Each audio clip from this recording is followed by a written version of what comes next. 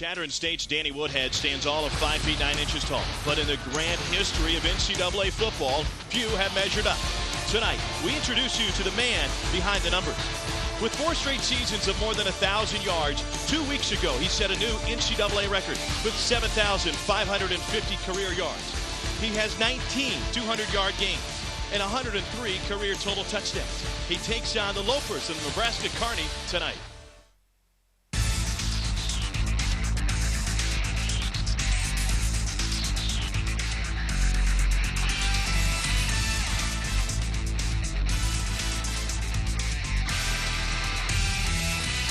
On a cold, rainy night in south central Nebraska, the fans have turned out to Cope Stadium in droves. Standing room only tonight for the number 3 Chadron State Eagles to take on the homestanding Lopers of Nebraska Kearney. In this Rocky Mountain Athletic Conference matchup, there is a lot still on the line. Mesa State and Chadron both undefeated at 4-0, and Kearney's lone loss came to Mesa State, so they're looking to gain ground with a win against a third-ranked team tonight.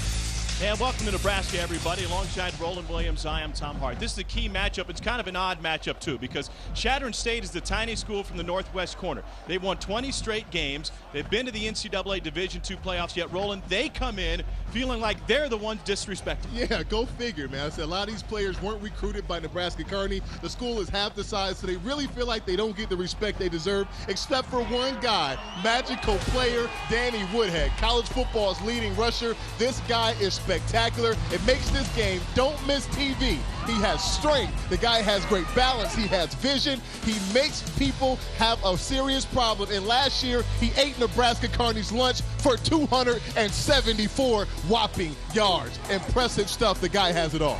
He's a guy that takes it in chunks, little by little, then will burst a big one on you at any moment. Well, on the other side, offensively, is Nate Reichs. He was in the Nebraska National Guard, so he knows something about tough missions. And he's focused this time. When you talk to defensive coordinator Bob Crocker, they've been working on alignment, assignment football to slow down Mr. Woodhead. They don't want to let him get off and repeat last year's performance. You know, in the grand history of Nebraska Kearney football, there have only been 2 non-Nebraskans at quarterback. We'll see the second one tonight. That's Dennis Havrilla. He's from the Bay Area. He does a little bit of everything for Kearney. Yeah, this guy has allowed the offensive playbook for Kearney to be expanded to new heights. Offensive coordinator Russ Martin says, with him, I can throw the ball intermediate, I can throw it mid-range, I can go deep, I can get to my big play receivers, and most importantly, the guy has feet. He can scramble, a la little Dalvin McNabb, little all the excitement. He gets it done with his feet. The guy is spectacular. Well, he will face a tough defense tonight. Chadron State has shut out 3 of their last 5 opponents, and Paul Schweger is the strength in the backfield. When you watch him, what I like about him, he has great range to go and cover passes, and he's not afraid to come and step up there and hit somebody right in the mouth. The line, Davison, McGlade, Height, Goldenstein, and Orion Mathis, 6'7", 330 at right tackle. Then you see the backs and receivers. Sleeth has already made an impact early in this one. Offensive line, the strength of this team, the youngest offensive line they've ever had. 1 senior, no juniors, everybody sophomores are under. This offensive line makes it happen. And keep an eye on that right tackle, Orion Mathis. He actually signed with Chadron State, signed a letter of intent to go play football up in Chadron, never showed up, decided to stay at home and work on the family's hog farm for a year and a half, and now he's back playing football. And defensively for Chadron State, we'll show you a 4-3 with Odell, Coaster, Ide, and Nous up front, but they'll line up with a 3-4, a 3-3-5. This is a 4-4, Bauer, Wath, Wheeler, and then the backfield, we already told you about Schweger and Bo Wendling, who has his big brother playing in the league with the Buffalo Bills. Offensive, defensive group, smaller guys, going to show you a lot of movement, try to make some things happen early in this game. There's a hit in the backfield. Big number 48, Jared Kester, junior from Peach, Colorado, made his impact felt and dropped Richards before he could have another positive play. These are the kind of things that they want to do. They're smaller, so they're going to be slanting and sliding inside. This time, he sliced inside in the C-gap. Offensive lineman a little too slow to get him. He got inside, got the running back. I'm glad he held on to it. That could have been more problems for Kearney. All right, 3rd and 13 now for Kearney. Roland already tells you that this is a team that puts up big-time numbers, 38 points a game. That's tops in the Rocky Mountain Athletic Conference. They'll roll them out. Havrilla wanted to throw, now tries to chuck it. He'll get a couple of yards, but that will bring up 4th down for the Lopers.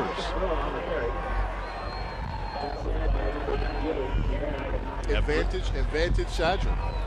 Obviously, what I like about that one, though, is that Havrilla made the right decision. He didn't have anybody to throw it to. He didn't do anything and try to waste the ball downfield. He just simply knew when to say when. 4th and 8 now for Kearney. They're going to bring in the punt team. Their kicker, Jeff Carnahan, is 3 for 3 on the season with a long of just 24. Even though he kicked a 60-yarder Monday night in practice, they're going to bring on the punt team.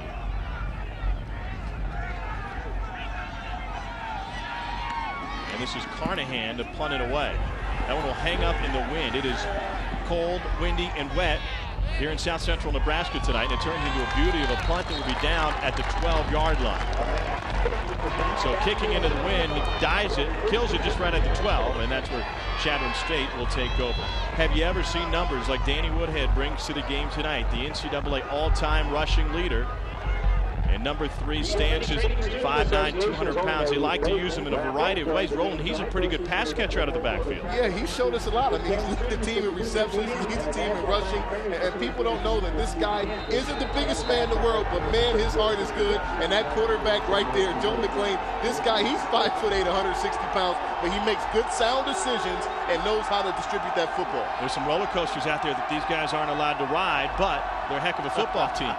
And McClain will give it off. This is Woodhead trying to get it outside, and a positive carry for Danny Woodhead. You know, talking with the Kearney guys defensively, they said, hey, we bottled him up a time or two. But they're not calling him lucky, but he has the opportunity to bust one behind that big offensive line. Strand, Puffer, Gailey, Smock, and Goldhammer. That's one of my favorite names, Goldhammer. Hey, you got to love that. That's a football name. Logan Stropko, a senior leader at inside receiver. Then Woodhead from North Platte, Nebraska, just about 95 miles away from here in Kearney. Big-time rivals with Kearney High School in his prep days over at North Platte. They bring a man in motion, and McClain, who's been around this program his whole life, throws on the run, and the catch is made for a first down. Tremendous throw, tremendous catch in a hostile environment. That's what you want to see. You know, Chadron, and again, Joe McClain doesn't get all the credit in the world, obviously, as a quarterback, but that time, that was all him. He came and he rolled out. Now, this route, that's a good route. It's a zone, but where he put the ball was away and low and away. Only place it could be caught. Tight coverage by his own defense, but when you put the ball in the right place, you can't do anything about it. Good grab for Brandon Harrington. First down for Chadron State.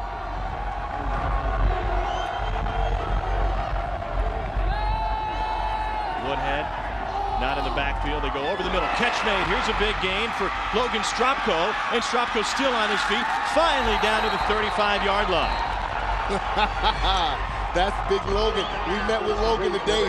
He's a guy that's a hybrid. You know, he plays tight end, he plays receiver. This time McClain had plenty of time to look. He put the ball right on the money. And when you put the ball on the money with a good receiver, he shows you a little run after the catch, and he shows you he's not afraid to lower his shoulder. There you go, tight end / wide receiver. Yeah, hybrid, good play. Stropko played with a broken thumb the last 2 games of last season, including the playoffs. You know, you were a wide receiver, tight end, and your time in a big one. Yeah, big one. Plus size wide receiver, I guess. But you know how important it is to have healthy hands if you're out there catching passes. I don't know how the guy did it. That just shows he's a man. Woodhead is out of the game, and they swing it out to Joel Schomer. Woodhead hasn't been in the last couple of plays. And now defensively for Kearney, it's Reichs up front with Cerise and Chris Fant. And the linebackers are pretty good. Keep an eye on Check Fall. He's a junior out of Boys Town in Omaha. And in the defensive backfield, Neal, Wilkin, Luffoltz, and Dunaway out of Cape Girardeau, Missouri. Dunaway gets a rare start today as Luffoltz moves over to free safety in place of Pat Ackerman. They want to get some upperclassmen out in the field, guys who are better tacklers when you're taking on a guy like Woodhead, who is still not in the game right now. 2nd and 11 for Chadron State. Aaron Cooksley, is the tailback. Sort of odd not to have Woodhead in the game right now. I don't understand that one. That's right. And a rollout, pressure on, stops and throws, high arcing pass incomplete, brings up 3rd and 11. You know, when Woodhead's not in the game, you know, it pretty much makes your team one-dimensional. You know, when you don't have college football's leading rusher in there in the backfield, if you're on defense, you're the Lopers, you don't have to really have as much fear factor. So I'm surprised they came with a play-action pass that time. Didn't really fool me. I wasn't fooled up here in the booth. Well, Danny Woodhead was bothered by a bruised thigh, missed the second half of last week's game, and there he is talking with the training staff on the Chadron sideline. Uh-oh, looks like he's trying to walk a little something off out there. 3rd and 11 now for the Eagles of Chadron State to come in the 3rd-ranked team in Division II. A loss last year to Northwest Missouri State in the Division II playoffs. Now Churchman's team would go on for the 2nd straight year to make it to the national title game. McLean rolls, has time, fires, knocked away, knocked down by number 11, Nick Oberly. He's a senior out of O'Neill, Nebraska.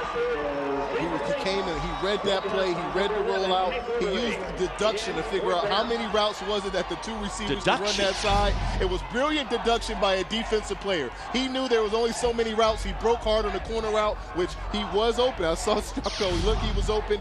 Great play to knock that one down. I'll tell you who loved that word is Zach Cerise. He's a big duck hunter. He's a senior from Fremont, Nebraska up front for Kearney. He was out hunting yesterday morning. Bagged 9 this week. Got class Monday nights, that's it. Punted away by Kevin Berg, and this one will be down at the 5-yard line by Chadron. So great special teams plays for both sides. Drives have stalled thanks to nice defense. And then the punters making their impact felt here in the early going from Kearney, Nebraska. No score between Chadron State and All-America Danny Woodhead on the Eagles bench for Chadron State. 1 carry today for 5 yards, only 1 play for Woodhead, last year's Harlan Hill Trophy Award winner. That is the Division II equivalent of the Heisman Trophy, as the nation's best. Now on the other side, Kearney starting inside the 5-yard line with a carry for Jake Richards. He's a senior from Littleton, Colorado, and he's brought down by Cameron Rust. And this is Danny Woodhead on his lone carry. It was a little bit of a sweep rolling. Well, when you watch him on that, you see that left ankle look like it got turned up. Excuse me, that right angle, like it got turned up right under the body. It's a lot of body weight in there. He's not the biggest guy in the world, so when you twist that ankle up, that slows down the greatest of thoroughbreds. The defender fell on it, and now 2nd and 9 for Kearney. End around. This is Corey Sleeth. Sleeth has some speed, and he can't quite turn the corner. Goes into the barricade on the far sideline. Forced out of bounds by Trevor Hyatt, junior out of Lander, Wyoming. Sleeth is a good story. He's a senior from Westminster, Colorado. I remember his brother Kyle is a great pitcher at Wake Forest University. He's a 1st-round pick of the Detroit Tigers and is still in the Tigers system. Sleeth started his college career at the University of Northern Colorado and then transferred in to Kearney.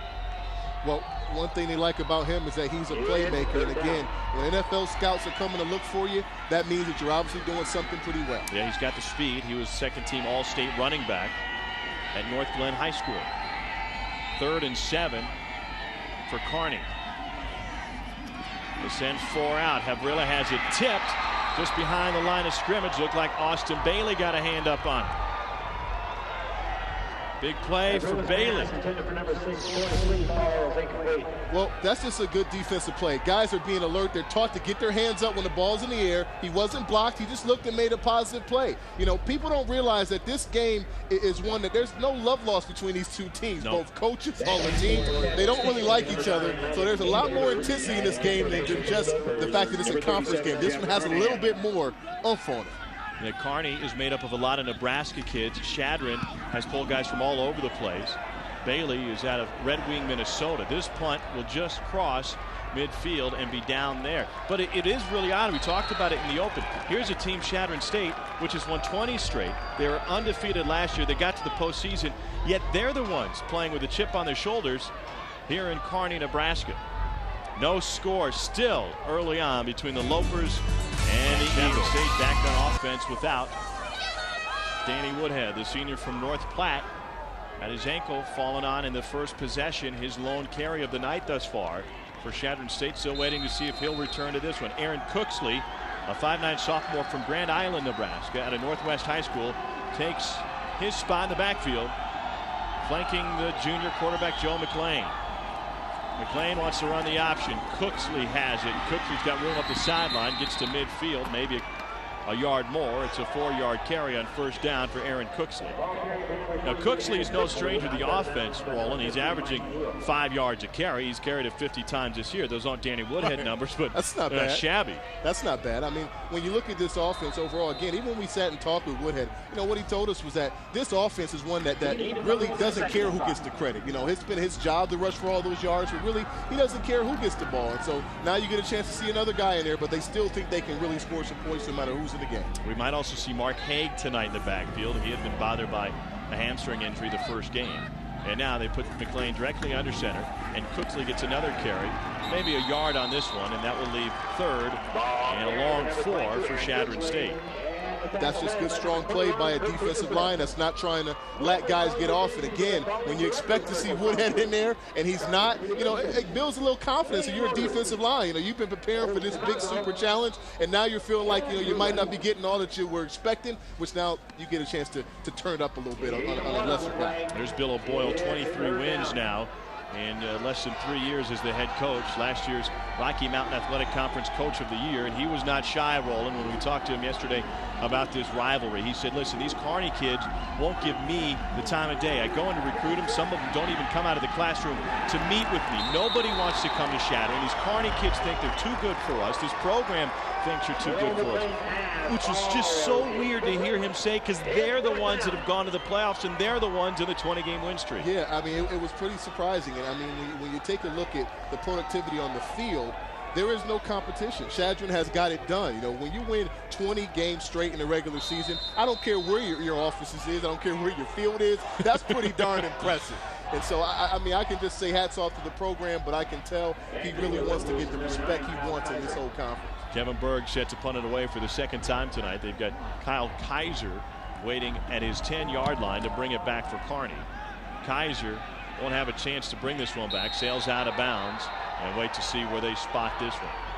But the bottom line, though, Chadron is the small school all the way up in the northwest corner of the state. Kearney is the big school, part of the University of Nebraska system. They left the state college system a few years ago. This beautiful facility provided by the Cope family. Helen Cope built it up. They've got the new field turf. They've got a big campus. They've got a great big gymnasium. They sell out crowds over there. It is pretty nice out here, I must admit. It is nice. I understand why you might have a chip on your shoulder. There's a certain kind of kid, though, when you're in a situation like Chadron, there's a certain kind of kid that you get to come there that plays maybe with more grit and determination than some other kids nationally.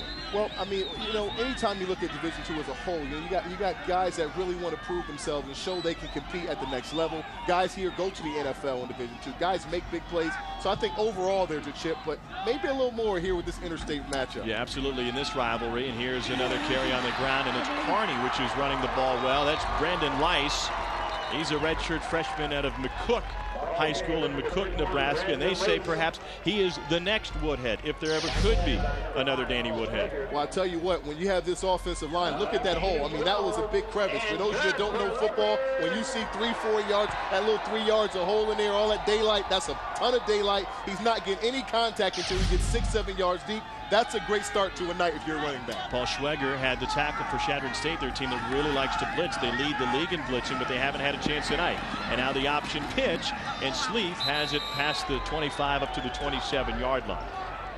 You know, these kind of plays that they're doing now, again, they're showing you some of the trickery, some of the trickeration they have in the playbook. I mean, when you talked about it, you know, offensive coordinator Russ Martin says again that having Harilla on the team gives them a chance to do a lot more. So that means they're going to try more early and set themselves up for something better later in the season. 11th play of the night for Kearney. They've only thrown the ball one time, and Harilla misfired on that one attempt that was tipped by Austin Bailey.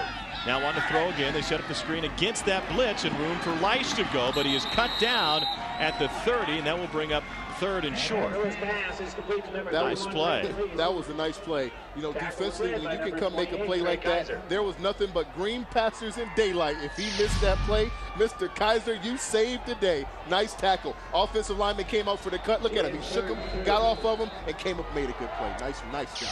There's Craig Kaiser, who comes in when they go to a 3-3-5, and that's what they show here again with 3 defensive linemen and 5 defensive backs, all of whom can blitz. You never know where they're coming from. The show blitz again. Could be bringing as many as 6. They bring 5. It's a running play, and Lice is cut down behind the line by number 98, Aaron Ide. Again, this is a smaller defensive line. They're not bigger than that offensive line they're up against, but they're shifty. The guys are moving, they're shaking. They're not just staying in place. Watch this up front. You see guys are getting, they're moving, they're turning those shoulder pads, they're dipping, and you got big offensive linemen able to get them.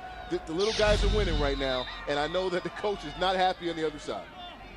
Another punt coming up. Jeff Carnahan, he's a junior from right here in Kearney.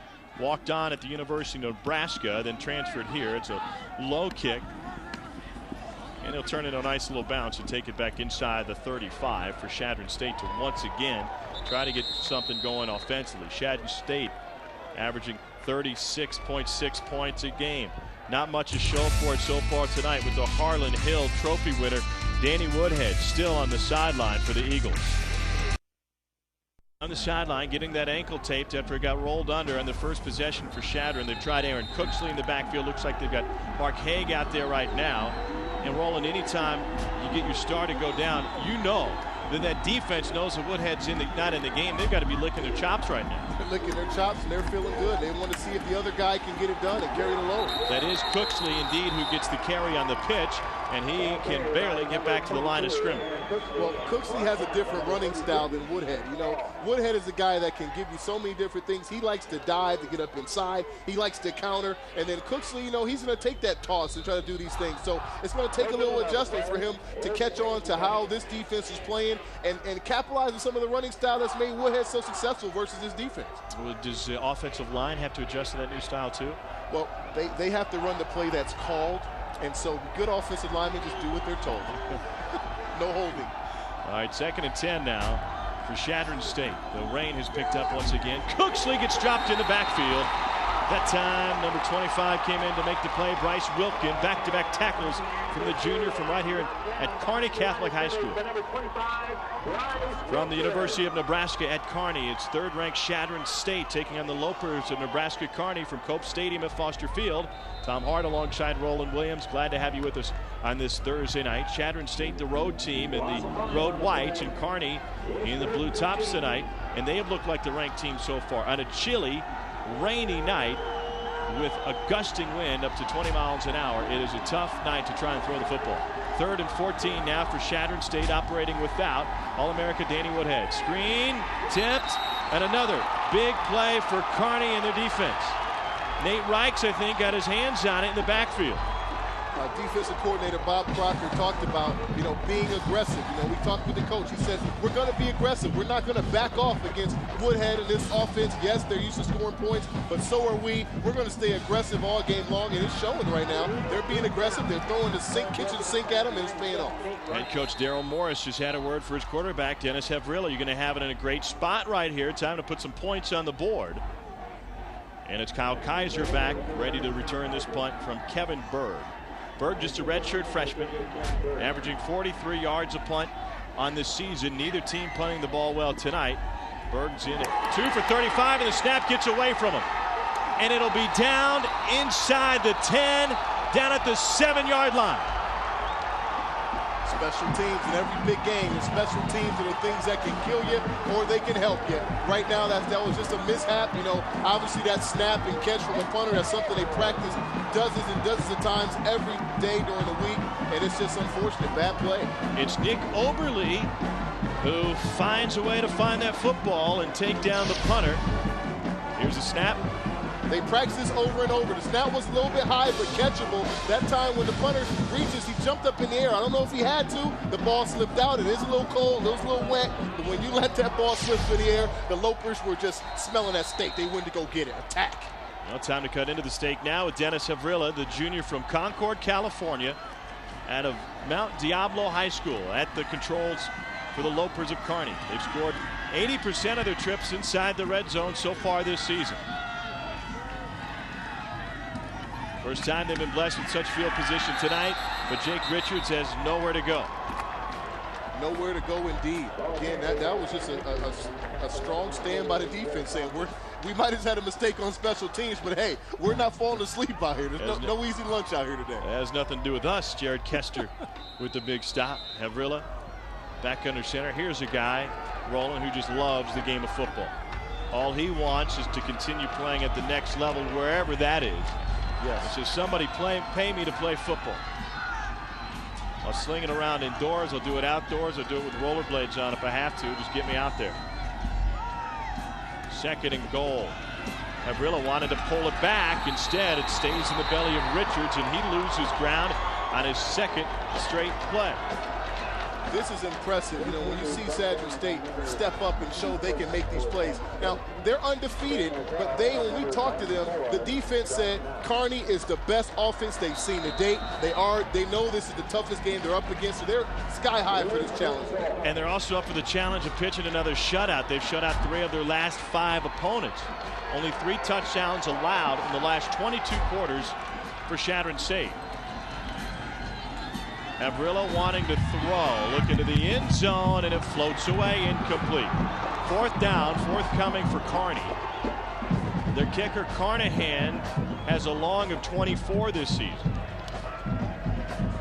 You have to give that one advantage to defensive coordinator Todd Howard. Hey, tremendous job of having your back to the wall. Defense stepped up, did what they had to do, shut them down, and trying to settle for a maybe 3 right now. Carnahan, hometown kid out of Kearney, transferred in from the University of Nebraska. This will be a 30-yard attempt for Jeff Carnahan. Kick is up, and it's a beauty. Put a foot into that one, and he rifles it through to put Kearney on the board. Chadron can forget about the shutout, and now they got to find some offense here in this driving rain. It's done. 1:46 to go in the first. Story of this game for Chadron State and the story of the season has been Danny Woodhead. Unfortunately, it's not a good tale tonight as Danny Woodhead went down after his very first carry of the game. Well, and this one was just on a routine play. He was running hard up inside. A defensive player's body weight got caught up in an ankle, and that has slowed down our great thoroughbred. I said, when you look defensively, you know, Kearney has been playing defense too, making plays, being aggressive. They were expecting to see Woodhead. They're not, and they're making him pay for it. It's going to be tough for Cooksley to get his game going because he doesn't have the same running style. And all the way head above heels, this performance is indicative that they're ready for this big matchup. It puts a lot of pressure on the quarterback, Joe McClain, who was 22-2 as a starter, but now Kearney with the lead here tonight in front of more than 6,000. This place seats 6,200. They are lined up around the fence. 4 plays went backwards, actually. How many times do you see a scoring drive go backwards? -5 yards. Here's a chance for a return for Chadron State. Off and running in another great field position play for Chadron State, and the Eagles will have it in a good spot. They just got to find somebody to move the ball and try to move the chains. And that time for Chadron, it was Jed Herblin out of Arvada, Colorado with the return. 22, Aaron Cooksley is not their starting running back, but he has seen extensive action so far tonight. Well, this is a time when you can go and start leaning on your quarterback. You know, Joe McClain, the guy, you know, he's a junior, he's a leader, he's a guy that makes plays, but he has great receivers. Logan, Stropko, I mean, there's some receivers downfield. They had early success. Look for them to get to pass the ball again. It was working for them early. They'll probably try it again soon. And here's Cooksley trying to get to the corner, and he's brought down right at the line. Nice play by that defense.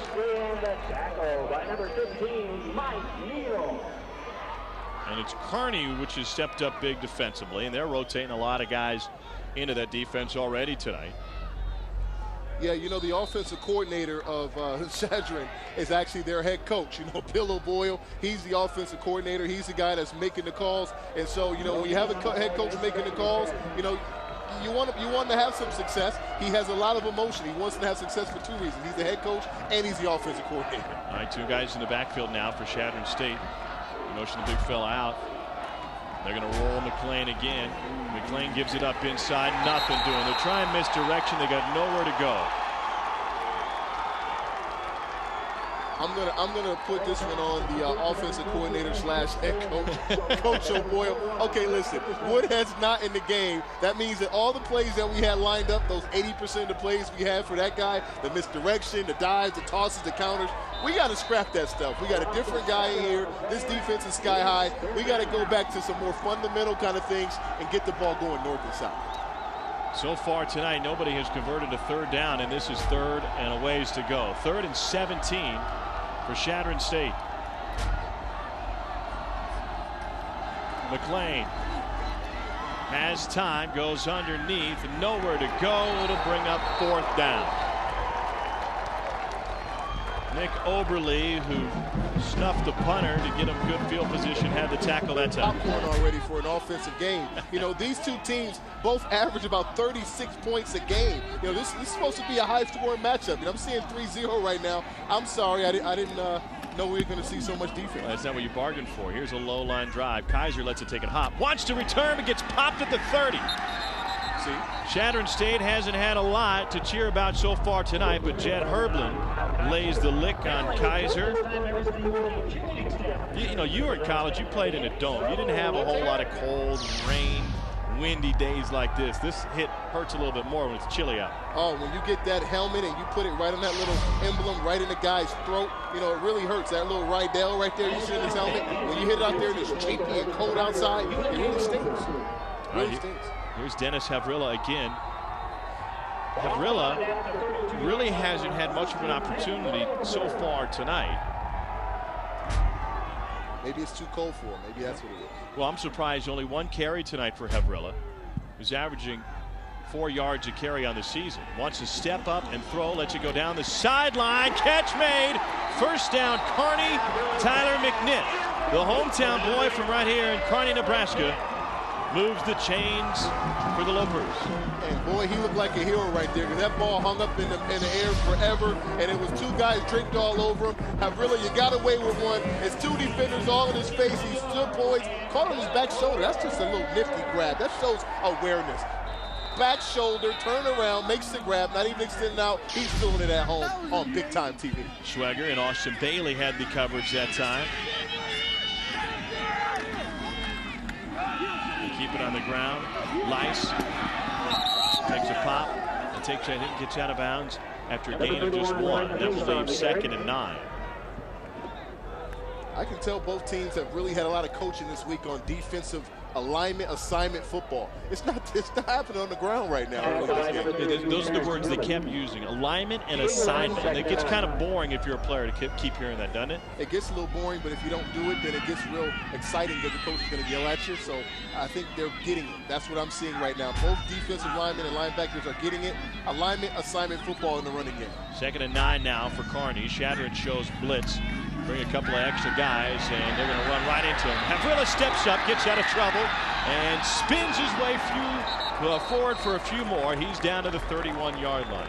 You ask yourself, how does a guy come out of Concord, California, and Diablo Valley College and end up in Kearney, Nebraska? Well, just like anything that happens nowadays, you've got the internet to thank. You got highlights online. They found him on the internet, said, hey, here's a kid that may be able to come in here and help us out for the next couple of years. And when they looked on the internet and saw him on field, they saw him doing stuff just like that, being elusive, showing the ability to not only beat you with his hands and his arm, but beat you with those feet. Kearney will use a timeout here. And head coach Daryl Morris, who's been around this program for a long, long time, calls his quarterback Havrilla over to talk about it. Sometimes you got to come and talk. You know, they're in a nice position. They're in the red zone, a chance to capitalize. It's a big 3rd down. You got to make sure you think it out. You know, make the best decision early in this game. This is an opportunity for the Lopers to really take a stronghold in this game. Being up 10-0 is a pretty good place to be at home. Yeah, actually, he was down there talking with the offensive lineman. Well, during the 2007-2008 season, NCAA Division II is streaming more than 100 broadband games. To watch this week's NCAA Division II football broadband games live, log on to ncaasports.com/D2.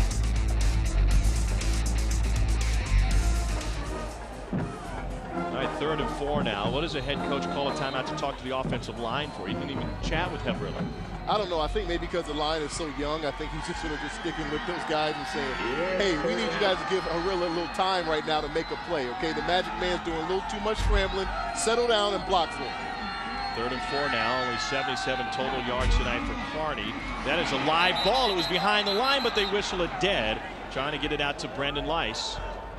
Oh, that was a backwards pass, and maybe a turnover for Chadron State.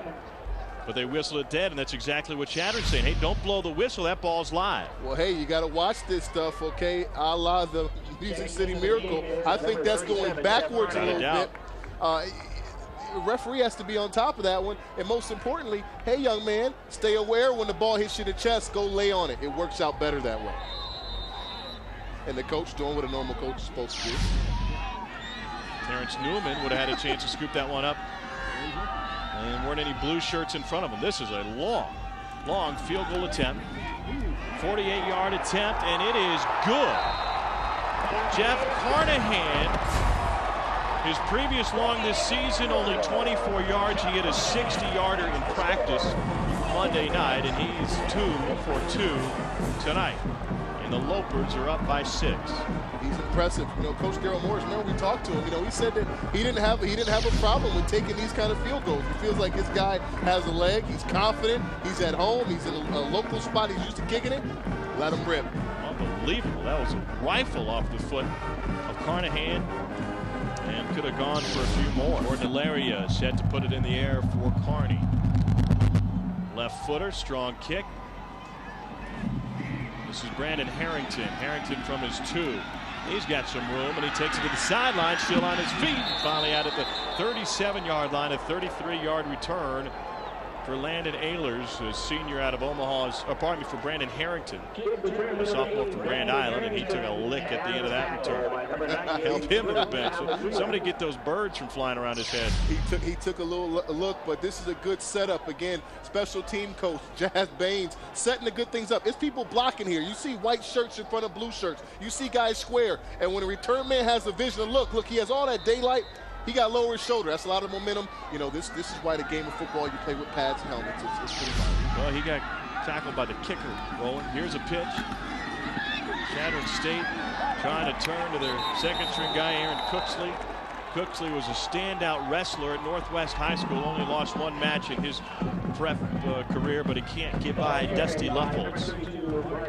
Luffoltz came into the program as a safety, had been starting at left corner, but he got the start over Pat Ackerman tonight because, well, when they expected Danny Woodhead to be playing, they wanted some guys who were sure tacklers out there on the field defensively.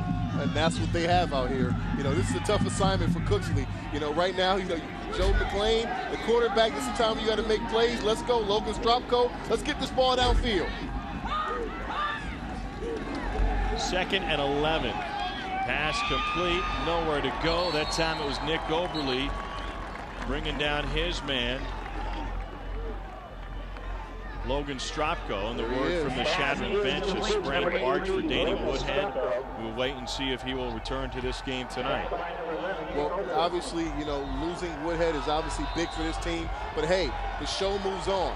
It's 3rd down, it's reasonable. This is a time when Joe McLean has to be a leader of this team. You got to get the ball to your receivers and take the ball downfield.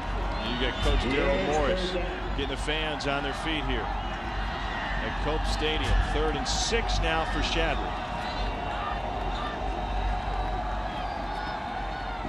On the run, incomplete. That time McLean overthrew his man. They spent a lot of time getting McLean out of the pocket roll, and it seems like most of his passes tonight have come on the run. Yeah, they have to do that because he's only 5'8". You know, he's not the biggest guy in the world. You know, reminds you, if you're an NFL fan, a little Doug Flutie kind of guy. The offensive line is so big. You know, you have to get into a spot you can see the ball downfield.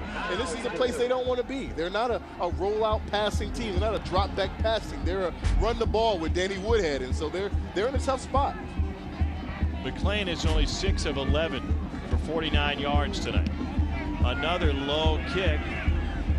Takes a roll after it hits the field turf, and it'll be down at the 25-yard line. No chance for a return for Kyle Kaiser. Kearney has scored a couple of field goals so far here tonight. They lead 3rd-ranked Chadron State 6-0. Dennis Umbrella came to Kearney in January, came in at semester after finishing up JUCO at Diablo Valley College. Worked each and every day with Eric Myrick, and Myrick gets his hands on the first reception of the game. Here goes the Jacksonville native. He's up to the 35-yard line. I was just waiting to see Mr. Myrick get involved in the offense. Man, he's excited, man. He told us that he's so excited to have a chance to show out for his family members down in Jacksonville. You know, this is what you want. And this is a time where you give a little playmaker a chance to make a big play. They throw him the ball out there. He obviously showed he can make a guy miss. That's what you want in a big play receiver. And he's showing you that, look, ball security, I like that, tight, outside shoulder. Nice play, young man. Way to get going. Myrick coming out of Robert E. Lee High School in Jacksonville, signed with Jeff Bauer in Southern Miss. wasn't able to get into Southern Miss. They sent him to junior college route. He ended up in Garden City, Kansas, and now here he is with the Loper on the side of his helmet. 6 touchdowns on the season for Myrick, and he sends a shout out to all of Duval County down in Jacksonville, Florida. That's right. The Lopers. If you don't know antelopes, Lopers, forget it. I got it. I got you. We'll teach everybody in TV land as the game goes on. 2nd and 9 now for Kearney. They bring the blitz. Havrilla goes back to Myrick once again. Little inside route, and he is up just shy of the first down. On an 8-yard gain, that will leave 3rd and 1. That play almost could have went for something big, too. You know, I know that when you take a look at a play that looks nice like that, when you're gonna probably come back to it later. That play right there is called jailbreak. The receiver stabs forward, comes inside. The offensive line knows it's a pass play. It's called jailbreak. Outside of one little tackle, that one would have went to the house. That will go into the file of the offensive coordinator. Well, speaking of files, they pick up that yellow hanky that they threw on the ground. It really came in late. Not sure if the official had a tough time getting out of his belt loop, but this one's holding going the other way. 70 the offense. 10 yards from the spot of the foul. Repeat, 2nd down. Tom Harris, our referee tonight. That call goes against Jake McGlade out of Omaha's Creighton Prep. So you'll wipe it off the board. Here we go now, 2nd and long. One of the things I don't like about football, you know, offensive linemen, they only get recognized oftentimes when they get holding calls. Well, here's your chance. You get a chance each and every play to find somebody who does something good and call out one of those big numbers. I'm going to look for it, okay? And awfully young line. Jack Hyatt, the center, is the offensive captain. Rarity to have an underclassman hold that distinction. Havrilla gets rid of it quickly to Myrick once again. Myrick makes one guy miss. Now 2. Now trying to outrace number 3. Here goes Eric Myrick down the sideline and finally dragged out of bounds after a Loper sprint to move the chains. It was 2nd and 19, and he chewed that up and more. Tremendous individual effort, you know, getting open. Obviously, Havrilla giving him the ball. Offensive line giving him time. McGlade, good protection. But when you give a ball to a playmaker, that's what he does. He shows you quickness, elusiveness. And when we talked with him earlier, he said this offensive explosive. People aren't giving him credit. You want to take a look at Danny Woodhead and all that. This offense can make plays, and he's one of the playmakers. Another flag on this play.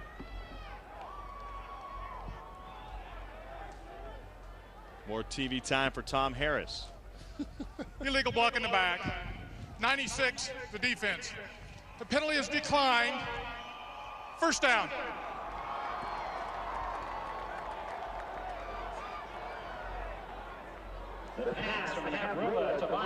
Haven't heard that play too many times in football. Yeah, that call, legal block in the back on the defense. Well, regardless, Kearney trying to put together another scoring drive tonight against Bill O'Boyle and the Chadron State defense. First couple of possessions, Ro, they didn't throw the ball hardly at all. He only had 1 attempt through the first 3 possessions. Now they're giving Dennis Havrilla a chance to hook up with Eric Myrick. And we got another stop, a jump. It's going to go against Kearney. I mean, this is just good decision making. Offensive coordinator. Number 6 of the offense. 5 yards. 1st down. Offensive coordinator Russ Martin doing a good job of evaluating the defense, playing the first little piece of this chess match, and now getting a chance to find some plays that work. And this is what good offensive coordinators do. And when you have a guy like Havrilla, he's a guy that can make those plays, so you want to put him in position. He has a good fleet of receivers, and when we talk to him, he's definitely an aggressive guy. He loves to get the ball downfield. Martin, the offensive coordinator, a product of Chadron State. He graduated from Chadron State. Havrilla hit as he throws, finds his man. Big play for Tyler McNitt, and McNitt gets inside the 10. The 2nd grab of the night for Tyler McNitt. That's a tremendous play by a quarterback. Havrilla that time had pressure. I know he could feel it coming. We all could smell the pressure. He hung in the pocket, and he delivered the ball right where he's supposed to. Watch the pressure coming from his backside, which is tough. He threaded the needle, put the ball right in the money, and Tyler McNitt, this guy is another NFL prospect, 6'4", 230 pounds, shows elusiveness, big play receiver again. This is the kind of offensive set they said they could do yesterday. They're showing it today. McNitt in the top 10 in school history all time in receptions, adding to that total. The scouts like him as an H-back at the next level. Now here's an end around for Corey Sleeth. Sleeth fighting towards the goal line is inside the 5-yard line, where he is brought down by Austin Bailey and Zach Wheeler. Ball carried by number 6, Cooksley, and the tackle. They're getting into a little groove offensively. Yeah, getting into a rhythm. The Lopers, they again are an offense that have put up big points, in this conference. They're leaders in a host of categories. They know they can score, and so they're interested in seeing how good they are against this Chadron State defense. Chadron State has not been able to bring pressure tonight.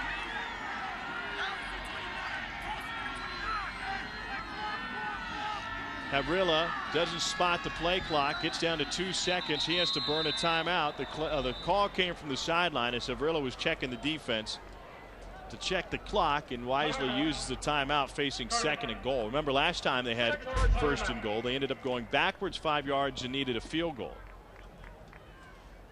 This time, being up 6-0, a field goal right now, yes, that's good, but obviously a touchdown in the red zone is what they're looking for. Good job of just taking a break, make the good decision, rather not run a bad play. Take your time, make a good one. Well, one thing they've been able to do here on this possession is find Eric Myrick, who didn't have a catch prior. 2 grabs for 43 yards on this possession, and one that came back because of a penalty. So one of these doesn't count because of that late penalty, but he's a guy who gets his hands in the ball, and he's been making people miss. He has. I mean, he's a shifty guy. He's a guy with quickness, elusiveness, and he's shifty. He told us that he said, Ro, I'll be honest, I can make plays. I hope they give me the ball because I'm ready to show up. All my family in Jacksonville can see me put in that work, and he's showing it. He shows stutter step. Ooh, I'm impressed. Eric, I'm impressed. You're coming to show up on big-time CSTV. 2 grabs for 43 yards, another that was called back because of a holding penalty. 2nd and goal. They fake to give to Sleeth. Havrilla wants to cut it up, take it himself, finds nothing but white shirts up the middle, including those linebackers like Zach Wheeler.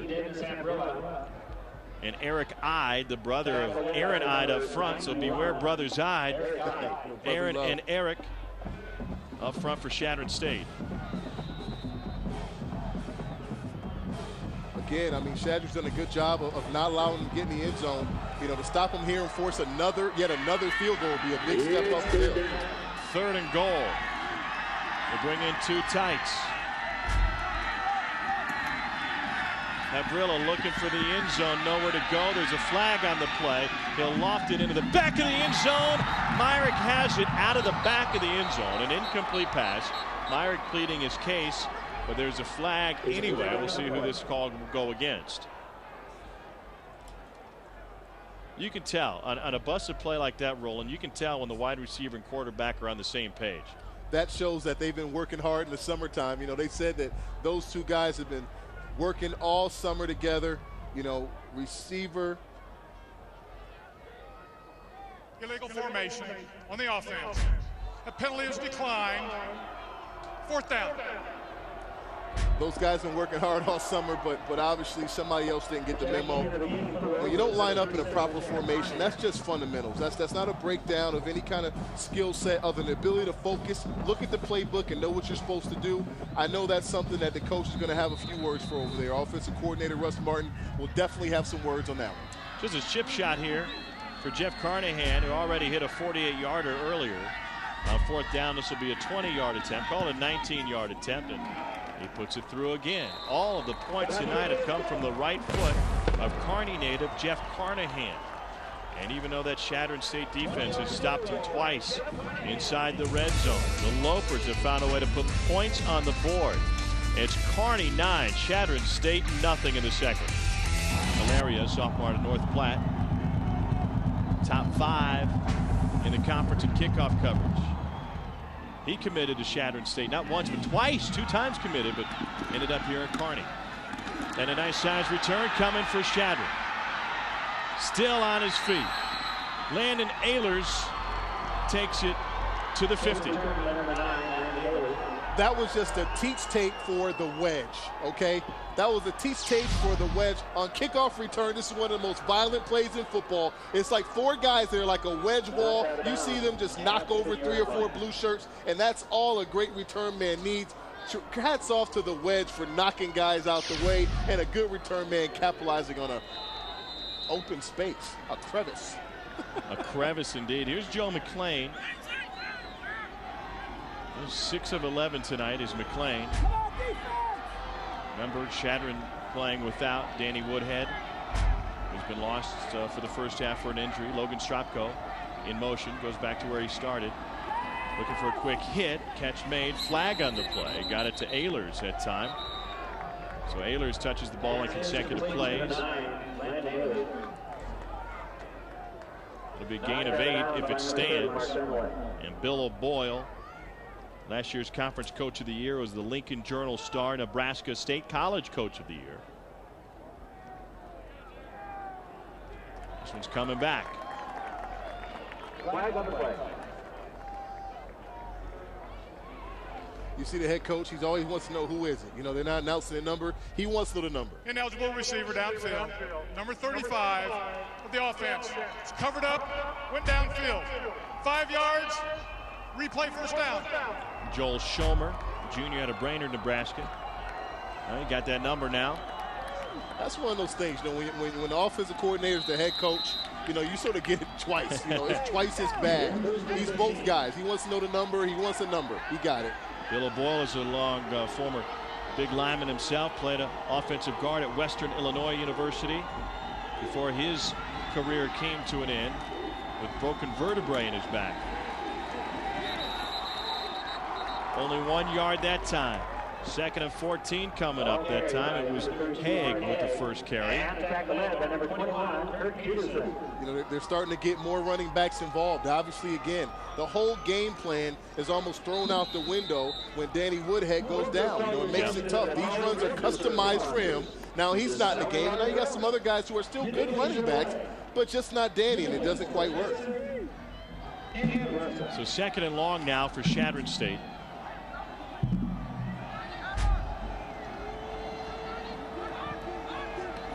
One of the highest scoring offenses in the league has been shut out so far tonight.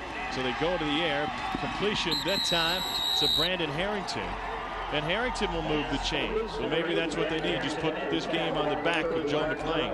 And this is what they need to do. You know, we sat down and met with the leadership of the team. And outside of Danny Woodhead, Joe McClain was another guy that was one of the leaders. This time, good job catching the out route. This is just a simple out route. He bursts upfield. He gives him the fake post. He comes out of that break, but the ball was there. That's important to see. Joe McClain had the ball there before he came out of the break. Joe's dad, Jerry, is a team doctor. He's seen too much of Danny Woodhead tonight. See their difference in scoring so far this year. Shut out 3 of their last 5 opponents. And Joe's been around this program since he was a little kid, since they moved to Chadron. His dad started working on the sidelines. He was a ball boy for this program, grew up around it, went to high school at Chadron High School. He was 16-4 as a starter. And he said there really had no decision for me to make. I knew I was going to go to Chadron and play football. Yeah, on the other side of the ball right now with the Lopers, defensive coordinator Bob Crocker, we talked with him and the head coach, and the secondary of the Lopers is something that's the weakness of that defense. And so right now I think that when they're watching this game, they're evaluating, there's too much cushion right now on these receivers. You know, those Loper defensive backs giving too much cushion. Don't think that they're going to slow down at any point if you're an Eagle right now. Somewhere all coordinators want to be, 2nd and short. The play clock down to just 1. And he will step up in the pocket again. Catch made shy of the first down. Big hit by Nick Oberle, who's been the player of the first half so far for Kearney. That time, you know, as a receiver, you know, you got to settle down. It was a zone. That time, I think you got to settle down when you see a zone. On this one, the receivers continue to run. When it's a zone, you guys got to communicate. You got to settle down when it's a zone. That time, he's still running full speed. The quarterback let him into a zone. That's when you take a big hit. Stropko ran right into him. Nick, way to be there to meet him, though. Yep. So 3rd and short.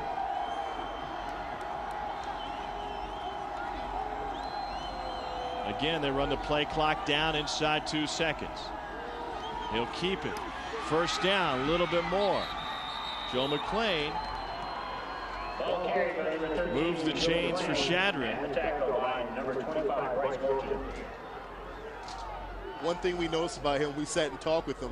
He's one of the most quiet guys you ever want to meet, you know. And we talked to the coach, and the coach says, you know, that's who he is. You know, he's a quiet leader. He's a guy that's not going to be the big rah-rah guy, but his actions consistently every day shows that he's a true leader of the team. 82% of the time they've made it into the red zone, they've scored.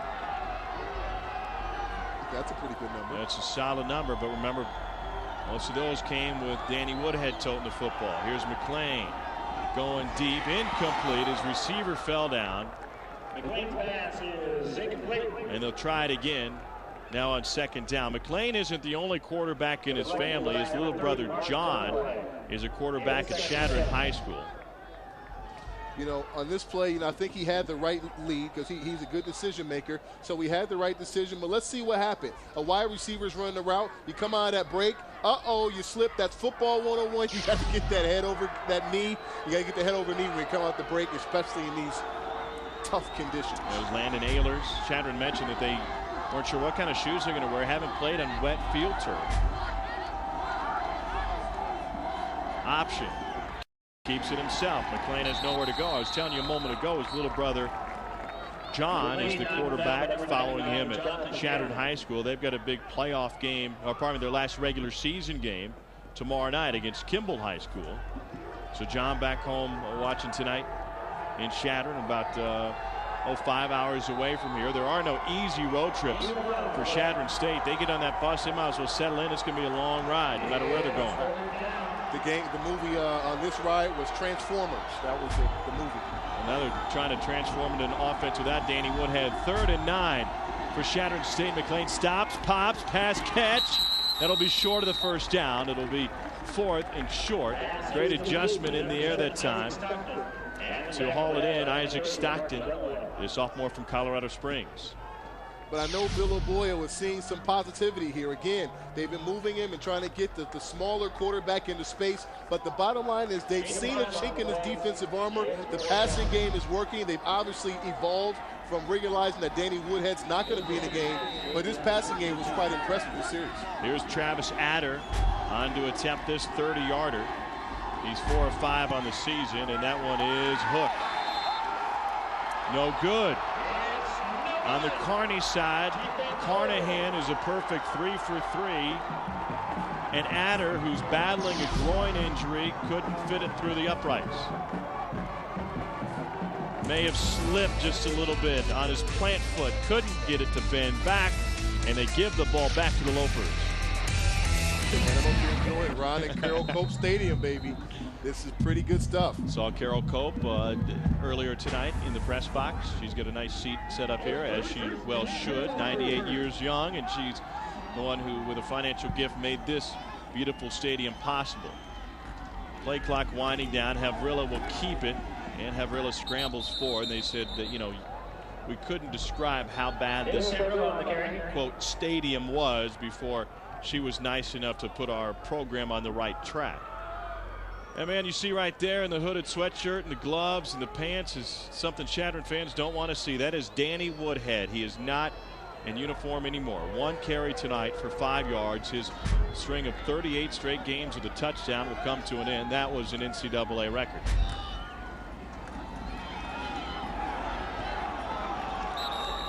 Brandon Lice with the carry. They say the ball got loose.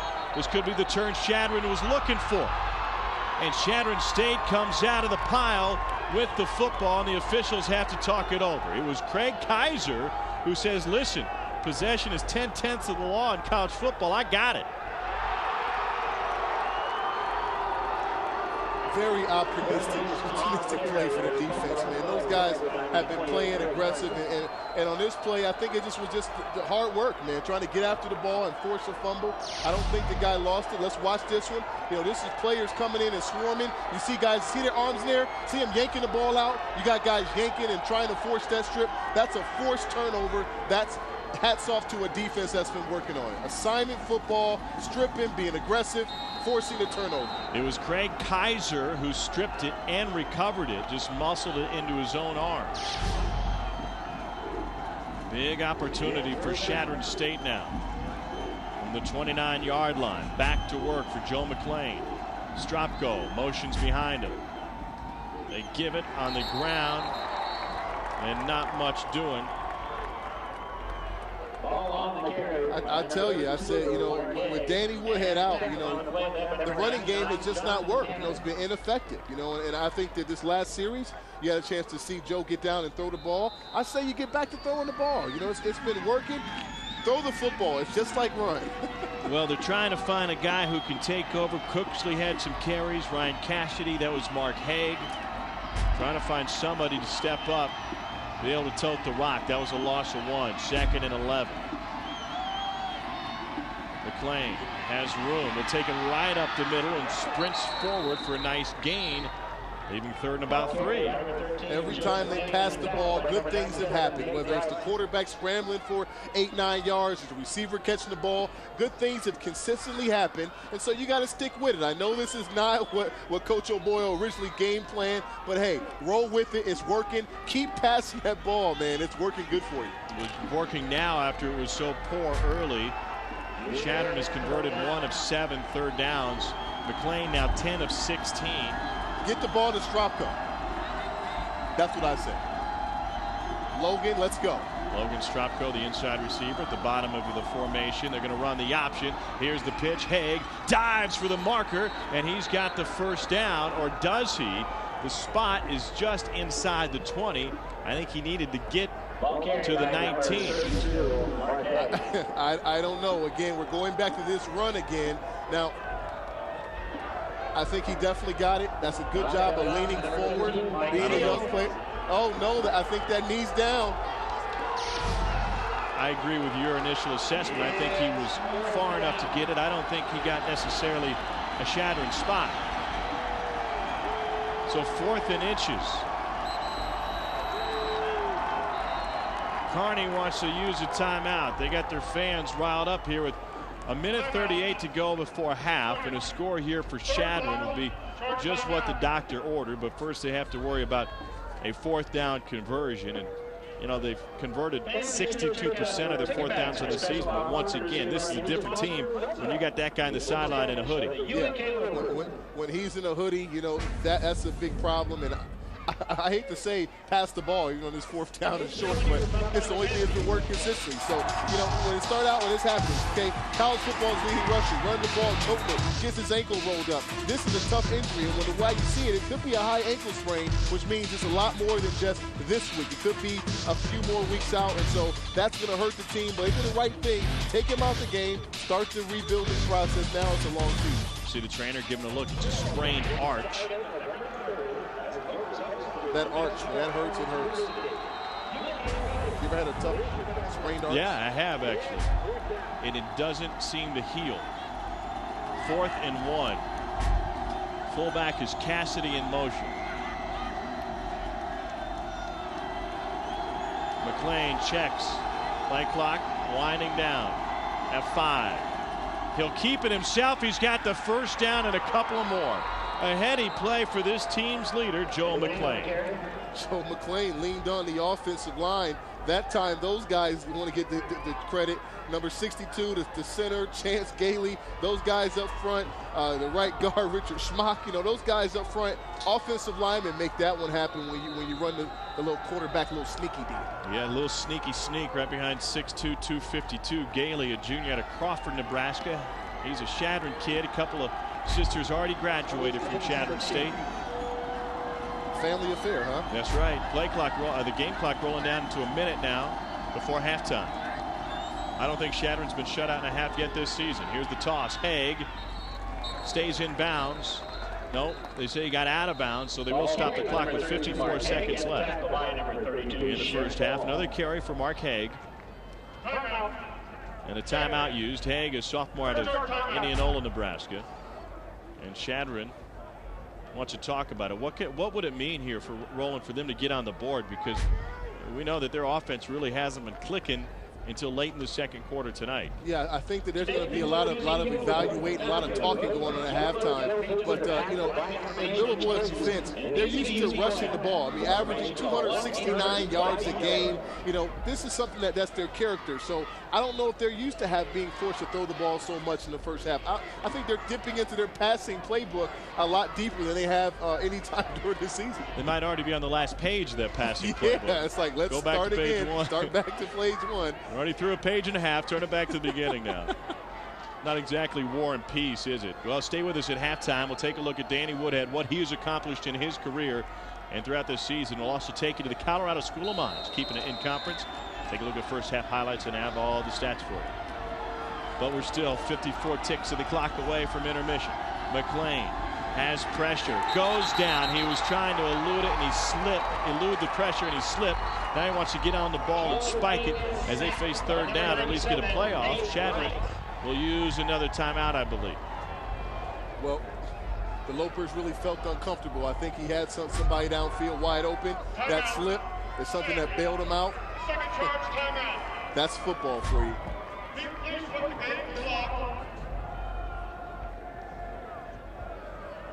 Shadron used a timeout.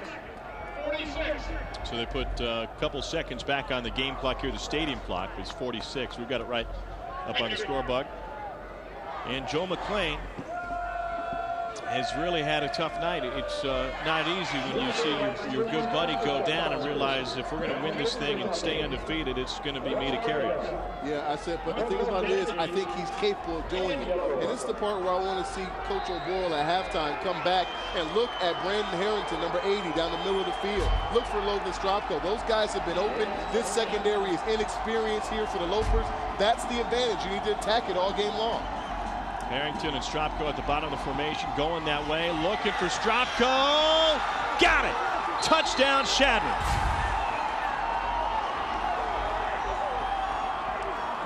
Well, Roland can bring out that crystal ball anytime he wants, because that time he found Logan Stropko for his second touchdown of the season.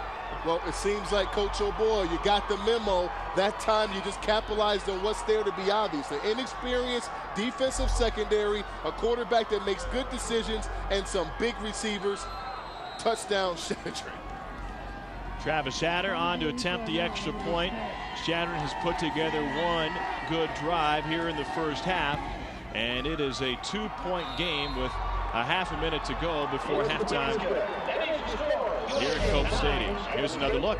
This is a good job by McLean, again, showing the play action fake, having pressure in his face and putting a good ball out there. But Stropko got big. He went up top and he went big and got that football. He learned how to fight for the ball early. He's one of 10 with 6 brothers and 3 sisters. He learned how to fight early. The guy went up top to make a big time play. And I like that. All hands, all hands. He's showing it. He got it. Nice grab.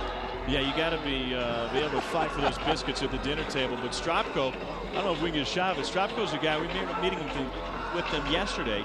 His hands are bruised and battered. Yep. They look like Stay Puft Marshmallow hands. He's got the gloves on tonight, so it's tough to see all the bruises. And he said, listen, I just get banged up a little easier. I just battle. You know what that shows me? That shows me that he's not afraid to block and do the dirty work. When you have a receiver, a hybrid that gets the knuckles all scratched up and red and all bloody, that means he's pounding guys and hitting people in those shoulder pads. He's doing what he's supposed to do, and now he's showing that he can also make the big grab. He caught that with his body, though. You notice his hands might have been hurt. See that. He did grab that with the body.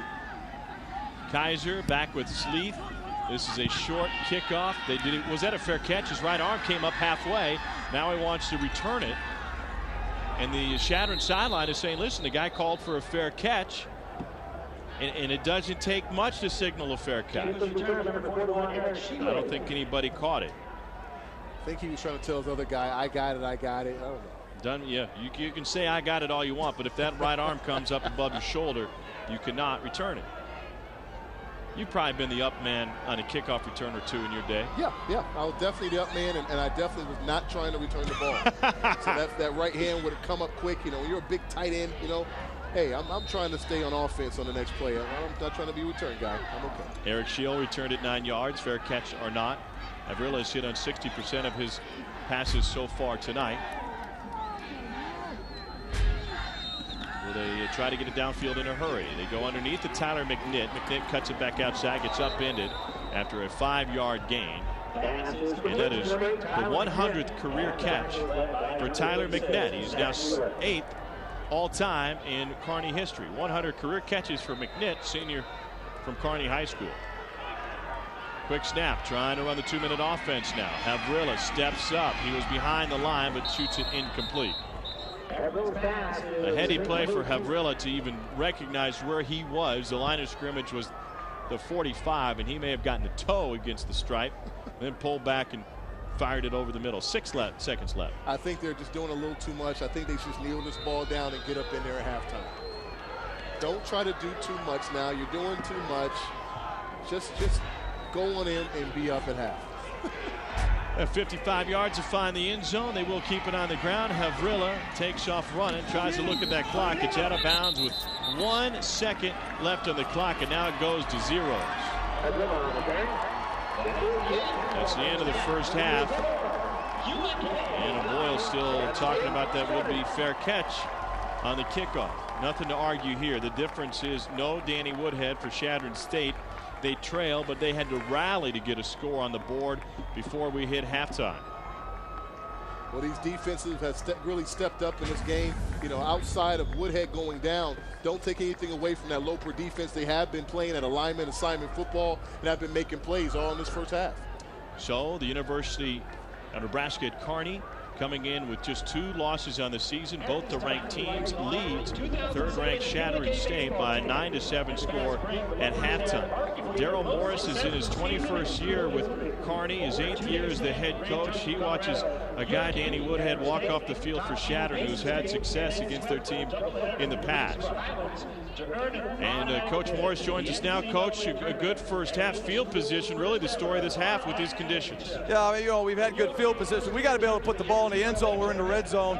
We've been down there 3 times. We should have probably 28 points by now. So we've got to be able to put the football in the end zone second half.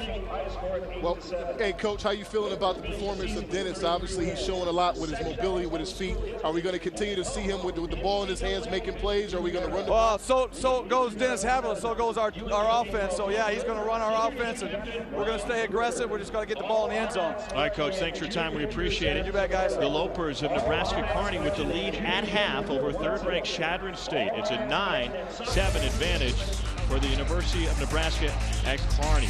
On a Thursday night, under the lights, the fans have showed up, and so has that Kearney defense.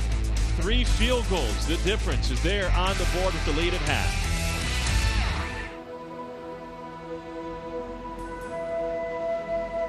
In a remote corner of northwest Nebraska, Chadron State running back Danny Woodhead stands on the verge of completing the most prolific statistical career in college football history. In the 6th game of this, his senior season, the 5'8" back broke the all-division rushing record and is still running strong. It's a feat very few could have predicted 4 years ago. I've been doubted my whole life. I remember before my 9th grade year, people were like, "Oh, I wouldn't try running back there. We already got 2 or 3 good running backs, and plus you're a little bit small." I didn't think I was too small, so in the back of my mind, I always thought I was going to be able to do it. At North Platte High School, Woodhead set Nebraska Class A records for career touchdowns and rushing yards, but his size kept college recruiters at a distance. The undersized back did not receive a single scholarship offer from a Division I program. I might have got 2 phone calls from Nebraska, but really, I didn't get a lot of Division I recognition. I'm sure they see a lot of Danny's every year, but again, there's things you can't measure. You know, and one is heart and ability and drive and all those other intangibles. So, you know, that was something that he just kind of slipped through. So with that, Woodhead suited up for Chadron State and quickly burst onto the D2 scene. In his junior season, he scored 38 touchdowns and became the first back in the history of the NCAA to rush for 2,700 yards in a season. Woodhead won the Harlan Hill Trophy that year, the Division II equivalent of the Heisman. We always tease him a little bit that whatever he touches, it kind of turns into gold, but at the same time, he's probably the hardest worker on the team. Honestly, if someone could give me 3 inches, I wouldn't take it. I wouldn't take an inch. That's what makes me the running back I am. People can't see me, and that's how I like it. He's so positive, you know, and the kids that know me, you know, I'm a little bit on the other end, you know, we're pretty hard on us as far as the coaching staff, and Danny kind of evens that out. He's always there for each one of those kids. That's what's special about him. Yet despite Woodhead's prodigious numbers, there remain those who still doubt whether he possesses the tools to compete at a higher level. I'm not saying I'd run for 2,700 yards in the Big 12, but I think I could still be successful. And, you know, if people don't think so, that's fine. It doesn't bother me. I'm playing with my friends, and, you know, that's the best thing in life. if he decides to go on and play pro ball, then you know, I'm hoping somebody takes a shot at him, and he's going to prove them wrong. You know, all the doubters. If anybody deserved to go on, you know, it'd be Danny. Sports.com. I really thought this was a Chadron team, #1 in their region. Tops in the Rocky Mountain Athletic Conference right now, tied with Mesa State rolling. I thought, talking to them, that with playoff experience, they'd be a good team to get back there with Danny Woodhead. Now without him, all of a sudden everything changes. It really does. You know, anytime you have a great player that means so much to a team, you know, if he goes down, he forces you to identify who the rest of the team is. And right now, this is a great chance for Joe McClain right now in this game to establish who else is Chadron State without Danny. And that's why this is a great opportunity. And they're still in this game, so I'm looking to see a lot more out of him in the second half. Chadron State will start the second half with the football. And the kick goes out of bounds, so Chadron will have it at the 20-yard line. Last year, Chadron scored 17 in the third quarter en route to a 31-12 win. If they find a victory here tonight, it obviously will be a come-from-behind win. It was their defense that shut them down. The second half only allowed 2 points, only allowed a safety, so the defense certainly carried its weight throughout the course of last season. So here's Chadron coming out without Danny Woodhead. Quarterback Joe McClain trying to lead this team. 11 of 17. It was a strong second quarter for McClain, who got on track, got over the century mark. Really was, and he made good decisions. That's the thing I like about him as a quarterback. He makes good decisions. Not the biggest arm in the world, but he's putting the ball where it has to be to get it downfield. Looking to throw again. Nick Oberle has some great coverage. They dump it off instead, and here's a running play, and that will turn into a first down. Still on his feet. Mark Haig with the carry, and Coach Bill O'Boyle told us we've got some guys who can run the ball. I'm not really worried about that. Well, what he did on that one, which really set that up, is that he showed pass, which obviously was an Achilles heel to the team before. The defense was expecting pass. Then he flicked it a little underneath, flicked a little shovel pass, they call that deal. Got it to his running back. And look down here. You see receivers blocking. That's what makes good offense. When you see guys downfield giving it up, it allows you to look at these wide receivers. Look at them. Getting after it. Blocking. Bang. Getting after it. Block. Get after it. Landon Ehlers blocking. Now 1st and 10 for Chadron State. McClain fires complete. Goes to Ehlers, and that is a 6-yard gain on first down. 2nd and 4 coming up. He earned that one. He deserved to get that ball. Way to block on the play before, and you got paid back. See, that's the karma of football. I love this game. Ehlers won the only guy out there blocking. Logan Stropko was on the other side. He got his earlier, though, remember? Yeah, he did. He sure did.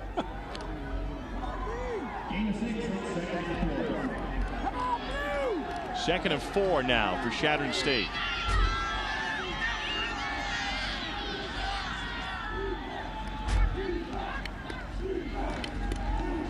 Ball tipped.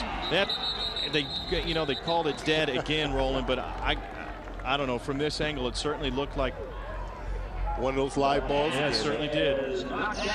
Maybe it went forward before it was tipped. The rule is if the ball goes behind the line of scrimmage. Actually, it was tipped. Look, it was tipped. Actually. Yep. Was that a tip in there? Sure was. Well, good play defense.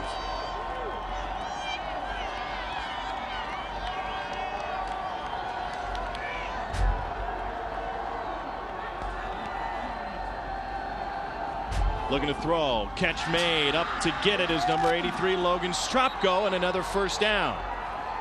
Hey, he's my playmaker right now for Chadron State offense. He's the guy that's want to step up and make plays all day long. You got to give him the ball, give him a chance to make plays if he's here. Joe, go to the receiver that you know is available to catch that ball. All right, well, on a night like tonight, it's nice to have representation from all over the place. And so Joel Smith, the commissioner of the Rocky Mountain Athletic Conference, here with us tonight. What a great opportunity for these teams, JR, to get out there and show what they can do on this sort of platform. Absolutely, Tom, and we really appreciate you and Roland being here and here in Kearney and enjoying Rocky Mountain Athletic Conference football. And this has turned out to be a great game. We didn't expect anything less. We would have loved to see, obviously, Danny Woodhead get more carries. Certainly. He's a guy that, quite honestly, has brought a lot of exposure, not just to Chadron State, but also the conference. Yeah, we've been really lucky the last 2 or 3 years. We've had the opportunity to have Danny here, and we also had a former Harlan Hill winner from Colorado School of minds as a quarterback. So in the last 5 years, I guess, we've really had some success at the Division II level in football. You're a commissioner who knows the power of television. You, throughout partnerships, you've gotten the basketball tournament on TV. You guys are trying as hard as you can to reach and get your product out there via the airwaves as they swing it out again. This is a nice catch by Stropko, and he has a first down. How important is it to these student athletes to get that kind of opportunity? Well, I think it's really important because, first of all, our kids, kind of like to have a balanced attack. They're good athletes, they're good students, and it's great to have an opportunity for them to get to be seen nationally and regionally, and that's why television has been important for our conference on a regional basis, and this package through the NCAA has been really important for us nationally. This is a conference that certainly wasn't built on television. I mean, it's 98 years old football-wise, so it's been around for a while. Just a few years, yes. We date back almost as long as any conference in the United States, and that's one of the beauties about it is we bring all that history together, and now we're bringing it into the technological age with television. 1st and 10 now for Shadron, and they keep it on the ground. Another strong run for Mark Haig that time. What does it mean? 98 years of football, 98 years of this conference. What does that mean big time for, long term for the Rocky Mountain Athletic Conference? Well, certainly we've had a lot of growth, and the television exposure really helps us a lot. We have the national rankings of teams like Shadron and how well they're doing, and hopefully they'll do well in the playoffs as we go along. We've just recently gotten involved. This will be our 2nd year with an involvement in the Dixie Rotary Bowl in St. George, Utah. We're really excited about having our teams play out there. So there's a lot of excitement about football in the league. And certainly with Shadron, 3rd-ranked team, and now driving, facing 2nd and down. And McLean looking to the end zone off the hands of his receiver, Brandon Harrington. JR, thanks for stopping by. We appreciate it. It's a pleasure to see this conference up close and to be able to cover these teams. Great, and it's our pleasure to have you guys here, so thank you. And you look sharp, too. I love the tie. Thank you very much. All right, and Shadron looking sharp now in this first drive of the second half, facing a 3rd and 6 and going to the air, doing it, as we've mentioned, without Harlan Hill Trophy winner Danny Woodhead, but doing it now with Joe McLean leading the way. And he's proven, Roland, that he may be a quiet leader, but he certainly is a leader. Yeah, and obviously they're picking on that secondary. Again, the youthful secondary of the Lopers, they're young, they're inexperienced. That's the weakness, and they're doing a good job attacking it. McLean, 5 wide, and he's going to tuck and run. Here goes McLean to the end zone, touchdown. Joe McLean's 5th rushing touchdown of the season. They sent 5 men out on routes, and he put it in his pocket and ran it in. Well, this play was not only outstanding play, good heads up and knowing when to run, but watch the guy in front of him. Watch big number Mark Hack cut him down, open it up for the team. This is just a strong drive, a strong statement for Shadron State. A lot of Shadron fans made the long drive down from northwest Nebraska here to Kearney.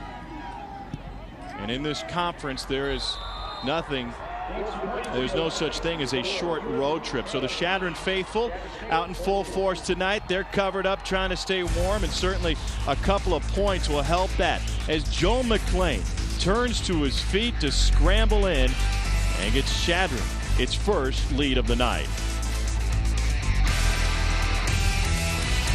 Well, Joe McLean for you. Joe McLean is impressive, the quiet leader, the quiet general of that team. If you spend time with him, he probably won't say too many words, but you get out in the field, he's saying a lot. Yeah, his coach said, I finally heard him a couple times this year starting to get on receivers for drop balls and tell them, hey, we got to catch that, we got to make plays, and trying to be more of a vocal leader. This is Corey Sleeth. Sleeth had a big return early and a big catch, but he can find only a couple of yards in this return as he has stood up and dropped at the 30. Thomas Wells had the tackle. Well, it was ugly in the first quarter, Roland. Neither team really knew which way they were going. It didn't help that there was driving wind and rain. But since then, both sides have found their footing, so to speak. Well, they found their footing, but when you look at Shadron State, they found their footing, but in the air. They're 154 yards, probably 130 of them are like in the air. Yeah, Havrilla 7 of 12. Good-looking first half for the California native. And a 2-yard gain on first down, giving it to Jake Richards.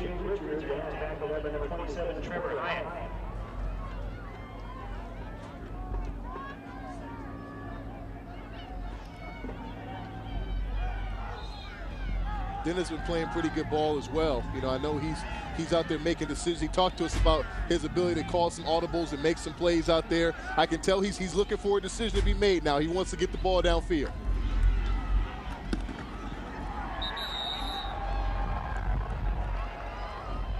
You know, quarterbacks who want to make plays, you know, sometimes they check out of plays and they're forced to run it, but really they want to throw the ball. So they're sort of just itching and waiting to throw the ball, and that's what he's doing. He's checking into plays, he's checking out of plays, but deep down, we met him. I know he wants to throw that ball downfield. He does. I mean, this is a guy who just loves the game, doesn't he? He does. He's happy no matter what. Yeah, he said, hey, I might not be from Nebraska, but I realize how important this matchup is. It's a grudge match, a lot of dislike in this matchup, and he's just excited to be in it. And so now 3rd and 6 for the Lopers.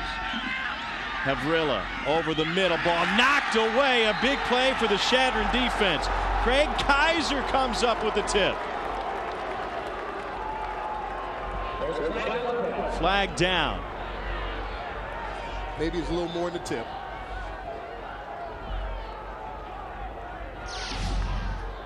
You know, when you watch these kind of plays from a defensive perspective, you know, sometimes the refs get so tight on them. But this one, there's a lot of hand on the backside of the back. You see his right hand hanging around the body. That's a good call by the referee. Defensive player try to get away with one. Sometimes it works, but not this time. Interference by the defense. Spot foul. Automatic first down.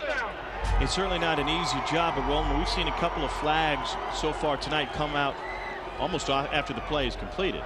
Well, I mean, I thought that one was somewhat timely. I mean, when you take a good look at this call, you know, he's trying to get a bird's eye view. You know, he's watching the front side, but it's that back side where he pulled him and sort of yanked his body. That's pass interference. Tough for a good ref to make that call, and he made it. All right, 1st and 10 now for Carney. Havrilla has happy feet. Gets hit from behind and still fits one in for a 1st down. Big time play. Tyler McNitt, 101 catches in his career as a Loper, and Havrilla stays on track. You know, Dennis Havrilla, this shows a great persistence. He's looking downfield. Even though his pressure, his eyes are always staying downfield, he's delivering the ball and putting them in the right spot. This is the part that makes him the reason why they opened the playbook up. He has feet, he can look downfield, and also he can make the soft throw. Now, Finers receiver Tyler McNitt has been his favorite tonight. His favorite all time, though, is Enrique Shapi. Shapi is a first receiver out of Mount Diablo High School. Said he'll be watching tonight. He knows what I like to do. Throw on the run, another catch complete right at the sideline. And that time it finds Brendan Lice. Again, this is just good, smart, sound decision making. You know, he's a competitor. You know, again, he's a guy that knows how to compete. You know, he's staying on the move. He's keeping his shoulders square. This is what he's doing. That's nice. Quarterback, young quarterbacks, watch him keeping his shoulders square, looking downfield. I know right now the coach, Mr. Morris, has to feel nice about what he's seeing. See if they get Eric Myrick involved here in the second half. Myrick, the inside receiver. Corey Sleeth with the speed on the outside. And from the shotgun, it's Dennis Havrilla. Havrilla scrambled again, ran right into the pressure. Somehow spun away from one guy. Couldn't spin away from the next. That was big. Aaron Hyde at 6'1", 255 to swallow him up. Well, that defense came and said they're part of this game too. You know, sometimes you got to stop the bleeding. Right there, good pressure inside. Defensively as a whole, you know, they ran a nice stunt. ET game. It's called an ET game when the end and tackles are both doing it. Pressure from the inside. No place to go. So it doesn't have anything to do with the Reese's Pieces eating alien. No, ET, no, right. In tackle. I got you. A little speak and spell here on 3rd and 13. We give everything on your show. Havrilla looking for his guy. He's going to split Kaiser out further on 3rd and 13. They got miscommunication. Play clock winding down at 2, at 1. They get the snap off. Looking for the go route. Catch made. What a grab that time by Kyle Kaiser. Had man-to-man coverage and found it just past Terrence Newman. They told us when we were talking to him yesterday, anytime they get man-on-man on the outside versus these defensive backs, they're going for the fade route. That time he saw it, he saw the fade route, and he put the ball in the only place he can get it, a little short to that backside shoulder. Tremendous job by the receiver, running hard and then coming back and making that soft catch underneath. Roland, Dennis Havrilla is looking like a big-time player tonight. He is a big-time player. He's loving it. I know his auntie, 92-year-old auntie. Hello. Nephew's making plays. Looking for the fade again. Going for Myrick. Picked off in the end zone. And Shadron steps up. They heard your call, and so Bo Wendling gets his first pick of the year. He said, I've had too many opportunities. I've dropped too many balls. Tomorrow night, I'm getting my hands on one, and I'm bringing it in. And I like Bo. Bo has a swagger about him, and you can tell he wasn't looking too hard at defensive back. He's looking back into that cookie jar. Give me a little interception there. Tremendous play. Bo, he said he likes players like Champ Bailey and like D'Angelo Hall. His brother John actually plays with the Buffalo Bills. Now he's the hero on national TV. Good pick, Bo. You know, we finally broke Bo last night. He was a nice guy, sat down having a conversation with, gave us all those Bull Durham answers. Yes, sir, no, sir, one game at a time. We have respect for them. They're very good. We really like them. They're our best friend. And then finally, you're right. We don't like these guys. We're better than them. We can get it done. We finally broke him after he was so polite and played it by the book for the first 15 minutes of our meeting. Yeah, this matchup means something to everybody. We know there's a little emotion here. There's a little animosity between these two teams. And the game last year, you know, it was a tough game. And again, this 20-game win streak they've had, when's the last game they lost in the regular season? Guess who it was to? Nebraska Kearney, that's right. 2 years ago, right here on this field. 2 years ago, right here in this field. There's a lot of animosity. They still remember each other from all that time way back when. So a big pick after Dennis Habrilla was on a roll for Kearney. Second possession of the half for Shadron State. They scored on their first possession. Ryan Cassidy is the fullback.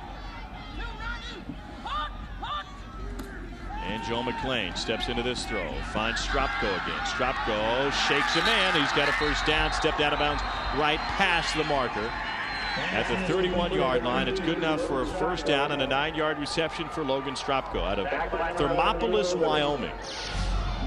He's the guy with the hands. His hands may be beat up physically, but they're nice. This time, what I like the decision-making process. They're taking the high percentage, high-quality throws. These are same as runs. You know, they're not trying to go deep every single play. They're being methodical. They're getting the ball to Stropko, getting the ball to Harrington. These are the kind of things that's going to just help them methodically drive down the field. So McClain on a roll now. 1st and 10. McClain has hit on 6 of 8 passes in this half. And he's going deep, looking for his man right down the middle off the hands of Landon Ehlers. Coverage by Mike Neal back in the secondary. And Mark Dunaway, a junior out of Cape Girardeau, Missouri, a transfer from Southeast Missouri State. Well, they obviously see the hole. You know, this secondary, this young secondary, you know, it's just hole after hole. When you watch this defensive secondary, I know defense coordinator Bob Cockers is yelling saying, hey, the guy dropped the ball, but he was open, and he shouldn't be open. And this is the kind of thing that, again, Coach Bill O'Boyle sees on the other side, and that's why they're going to keep throwing the football. You know, one thing, Roland, though, is that you mentioned it before, a lot of their passes so far here in the second half and for the majority of this game have been little dink and dunk, basically extended handoffs. It's one of the first times that I can remember in this game that McClain tried to stretch the defense and go vertical. Yeah, he's lulling that defensive secondary to sleep. You know, they're sucking up. They want to run up and make the play. They're tired of getting methodically run on, passed on in a short intermediate game. And then sometimes when you got a young defensive back, that safety starts cheating up and inching up because he wants to be on TV. You take him up top. Well, he'll get on TV. It's just the wrong way. Yeah, you don't want to be a poster boy. Everybody wants to have a poster, not be on a poster. 3rd and 5.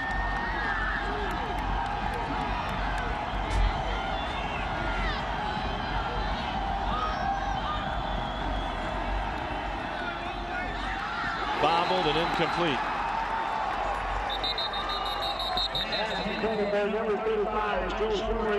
Try to get it to Joel Schomer. Joel has to make that grab. Again, good decision by Joe McClain, putting it to the right person. That time, bobbling the ball. I don't know if it was enough for a first down, but again, good decision. You got to be positive about the positive happen. The passing game is working for Joe McClain. He's 6 for 10 this quarter, but what they see is plenty of opportunity for the rest of this game. Yeah, wouldn't expect him to slow down, would you? No, keep passing, score it on. Is number 9, Kyle Kaiser. Kevin Berg gets his punt away. Not the prettiest, but it takes a good-looking hop, and will get all the way down to the 22-yard line before it's kicked dead by Shadron State. And so now it's back to work for Dennis Havrilla, who started so strong here in the second half, but then threw one away in the end zone to give it right back to the Eagles. Can the Lopers get galloping again here in Kearney? Chadron State holds the lead here in the second half, 14-9. They are the third-ranked team in the nation. They are the #1 rated team in their region. Why does this matter? In Division II, you have playoffs. The top 6 teams from each region get in, 24 teams total. It's very important to be #1 or #2. You get a first-round bye. Chadron State #1, Northwest Missouri State Mel Churchman #2. They made it to the national title game the last 2 years. Kearney right now is on the outside looking in, behind other 2-loss teams like Pitt State, Missouri Western, and the like. So you got to get into the top 6. A tough out-of-conference schedule helps. You're not guaranteed necessarily if you win your conference, but you certainly get preferred selection. So you got to be in the top 6 to make it to the postseason. Chadron was last year. They got on it. Not only did they get into the postseason, but they beat, out of the Lone Star Conference, West Texas A&M in the first round, then to move on and take on Northwest Missouri State. Don't you love it at a level like this, Roland, where you get to decide it on the field? That's exactly right. It's been an argument in every division or every sport that you want to decide who's the best team in a tournament fashion. You know, I love it. I think it's one of the strengths of Division II football. And that is just, you saw some really good teams on that list. Keep in mind, that is only one region, and of course includes the MIAA, a perennial power. 4 different regions, and they have different strengths. So in a given year, one region might be stronger than the other. You could be, say, the 20th best team, but be stuck in a really tough region and be left out of the playoffs. Yeah, I mean, it sort of reminds you think about the NFL, you think about the AFC and the NFC. You know, the AFC has been the strength of that league no matter how you cut it. They have to send somebody from the NFC. That's usually been like a token to get beat down in the Super Bowl. But hey, you know, they got to send somebody. Token. It's true. Well, I'm not arguing with you. Hey, you've played in 2 more Super Bowls than I have, my friend. You've watched them, though. I have. I've watched every one of them. Havrilla scrambling. Will he stop and pop? He wants to continue to run, and he gets lit up right at the line of scrimmage. Nowhere to go. Number 28, Craig Kaiser, closed on him. Kaiser just happy to be healthy. 2 years ago, a broken collarbone. Last year, had to fight through a hamstring injury. He was the 8-man player of the year in the state of Colorado a couple years ago. Well, this time Dennis is trying to look downfield and make something big happen. He made a few guys miss, but there you said he was going to stop and pop. No, he got stopped and popped at the same time. You know, good job, though, just taking a hit. Don't try to force it downfield. Might want to slide. Kaiser's team at a Marino High School went 12-0, won the state championship in 2003. Now in his junior season, coming up with big play after big play. Landon Ehlers steps out of bounds after a solid return. And they give the ball back to Chadron State. Can this Chadron offense keep rolling here in the second half? 5 minutes to go in the third, and Chadron's up by 5. So we're talking about those regional rankings. If it stays as is, Chadron stays ahead of Northwest Missouri State. That would be big. Bearcat Field is a tough place to play at. They've won there the last couple of years to get to the semis and then the national championship game. If it holds true, Chadron would then host Northwest Missouri State at Don Beebe Field for a what would certainly be a chilly playoff event in November. Good old Don Beebe. Tremendous player, National Football League special team guru. Yeah, that guy played in more Super Bowls than you did. Here's a guy, Danny Woodhead, whose game tonight was his Super Bowl. But just one play, and Chadron State offensively has picked up the pace here in this third quarter with 95 yards, mostly through the air. And you just feel for a kid. Danny Woodhead, such a great guy and so humble yesterday. And he was right on. He was spot on, Roland. He told us, he said, listen, it's not about me. It's about this team and what these guys have done. But you can't overlook the fact that he has brought a lot of exposure to this program. Catch made as once again they go to the long handoff essentially to Brandon Harrington. You know, people overlook, you know football, at this level, and they don't realize that there's special people out here. And the more we spend time doing these games, the more you recognize that there's some spectacular athletes, some spectacular plays. You see a play like that, strong to the ball, snagging it. Come on.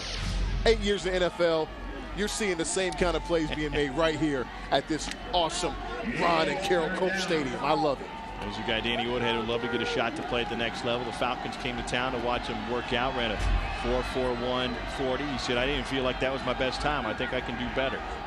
Lost tonight after one carry due to an injury to his foot. And now his buddy off and running. Joe McClain has run for one touchdown tonight, and he scrambles into the red zone on this scamper.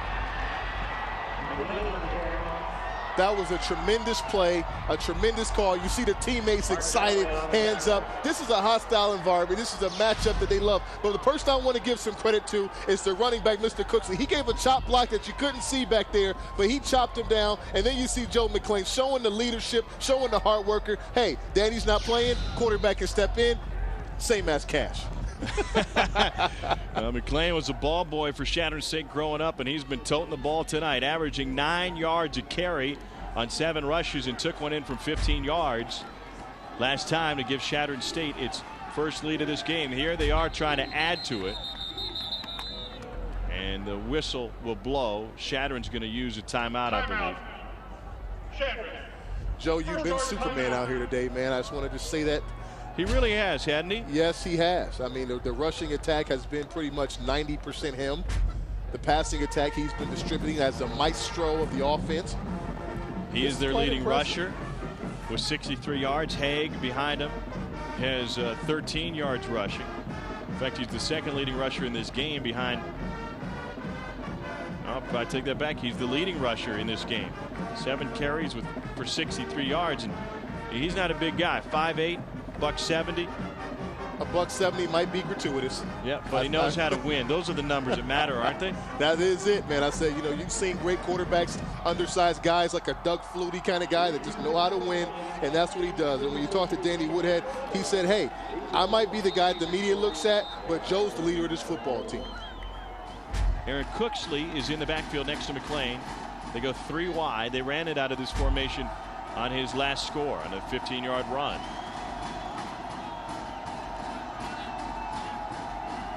Run it again. Tries the quarterback keeper. Has nowhere to go. Ton of blue shirts up in the middle.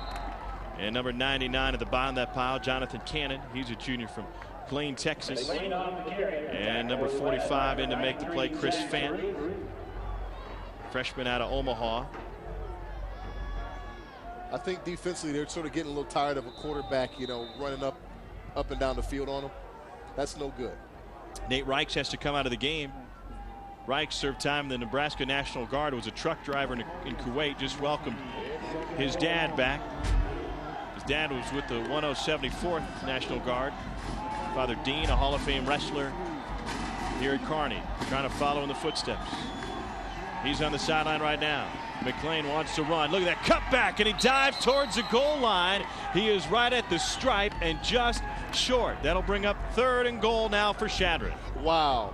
Danny Woodhead must have been showing him some stuff, I'm telling you. He's been showing him some moves. That was a pretty good nifty move, Joe. Quarterback, you look like a running back on that one. Look at him getting out to contain. Again, nice cut block, but making guys miss. Ooh, ooh. Ooh, that's called breaking ankles, buddy. That's called breaking ankles. Got a guy in space, you're shaking him down. Linebackers, defensive linemen. No matchup for a shifty quarterback. The last 3 runs for Chadron have all been Joe McClain scrambles. He's covered 49 yards and now has him knocking on the door. 3rd and goal, he'll take it himself. Touchdown Chadron. Joe McClain plunges in for the 2nd time tonight. That was a statement drive for the team.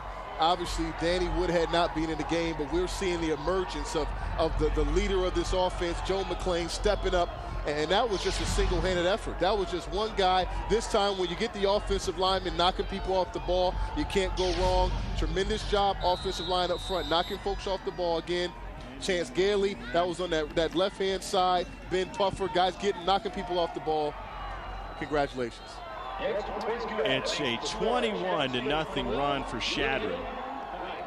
Getting that score with 39 seconds left in the 2nd quarter. And this was the one that set it up. This was McClain off and running again. Again, but it was a nice chop block made on that play. But again, McClain showing you that he's not only a quarterback, but a guy has elusiveness. He's showing everything. And then when you see your buddy, look at his buddy. Look at Woodhead. He's excited. He's feeling it. He knows his arch might be hurting right now, but the team is still scoring and lighting up that scoreboard. Danny Woodhead has only carried the ball one time over the last now 5 quarters for Chadron State. That was a 54-yard scoring drive. McClain had it for a good chunk of the 3 minutes and 16 seconds. In 6 plays, carried it the last 4. You gotta make sure he's all right. Can't let that guy get out. It was that last score, Ro, in the second quarter. We talk about, hey, they don't want to get shut out for the first half.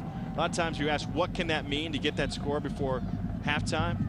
It means everything tonight for Chadron. It gets that momentum going. It gets the confidence going. I mean, and obviously they've shown that they're a team, and this is something, again, has to do with coaching. They've shown that after you go in the first half, you can evaluate what happened. That means the guys up in the booth are giving good information down, because obviously they came here with a game plan in the second half that Kearney has not responded to. And this is something that, again, as a defensive coordinator, Bob Crocker, I know you're up here scratching your head. You got to figure out something quick now. It's getting a little out of hand, 21-9. Time to start thinking and evaluating and making some changes. Remember, they did lose the shutout, but it's only kicks that they've allowed tonight. 3 field goals for Nebraska Kearney.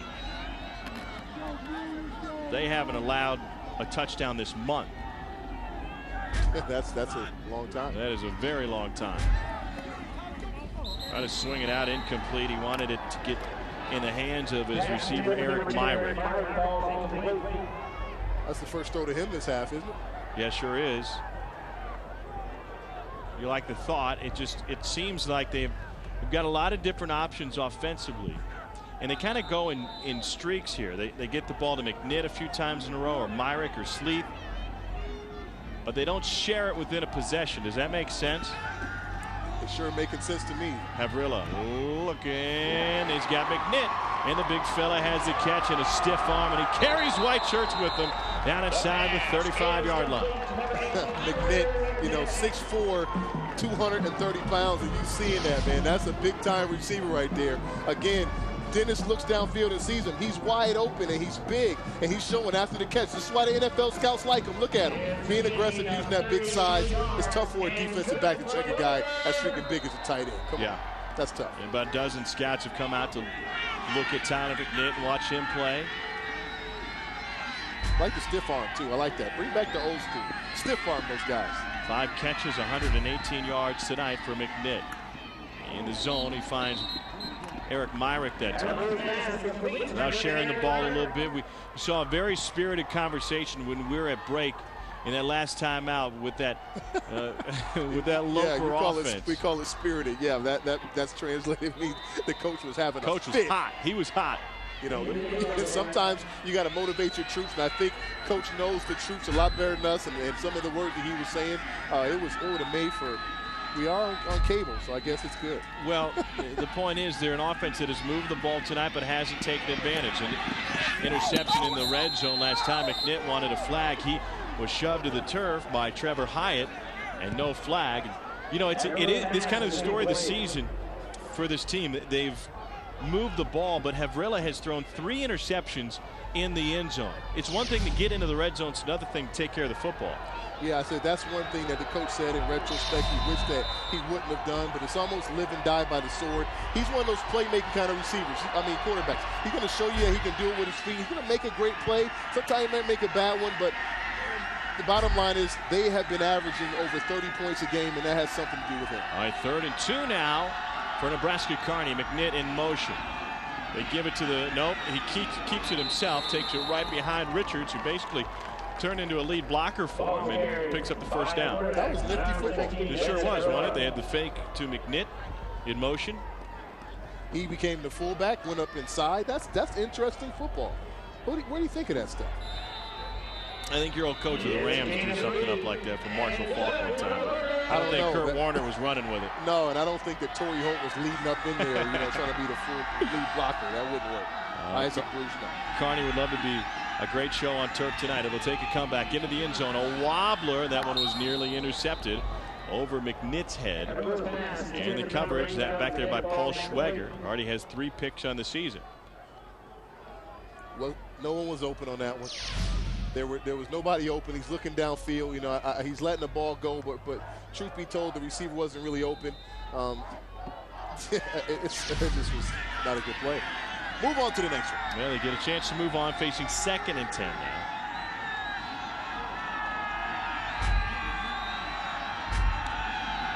Habrilla looks off and comes back to Myrick. Myrick makes 2 guys miss. Gets dragged down just outside the 15-yard line. That will leave 3rd and about 4.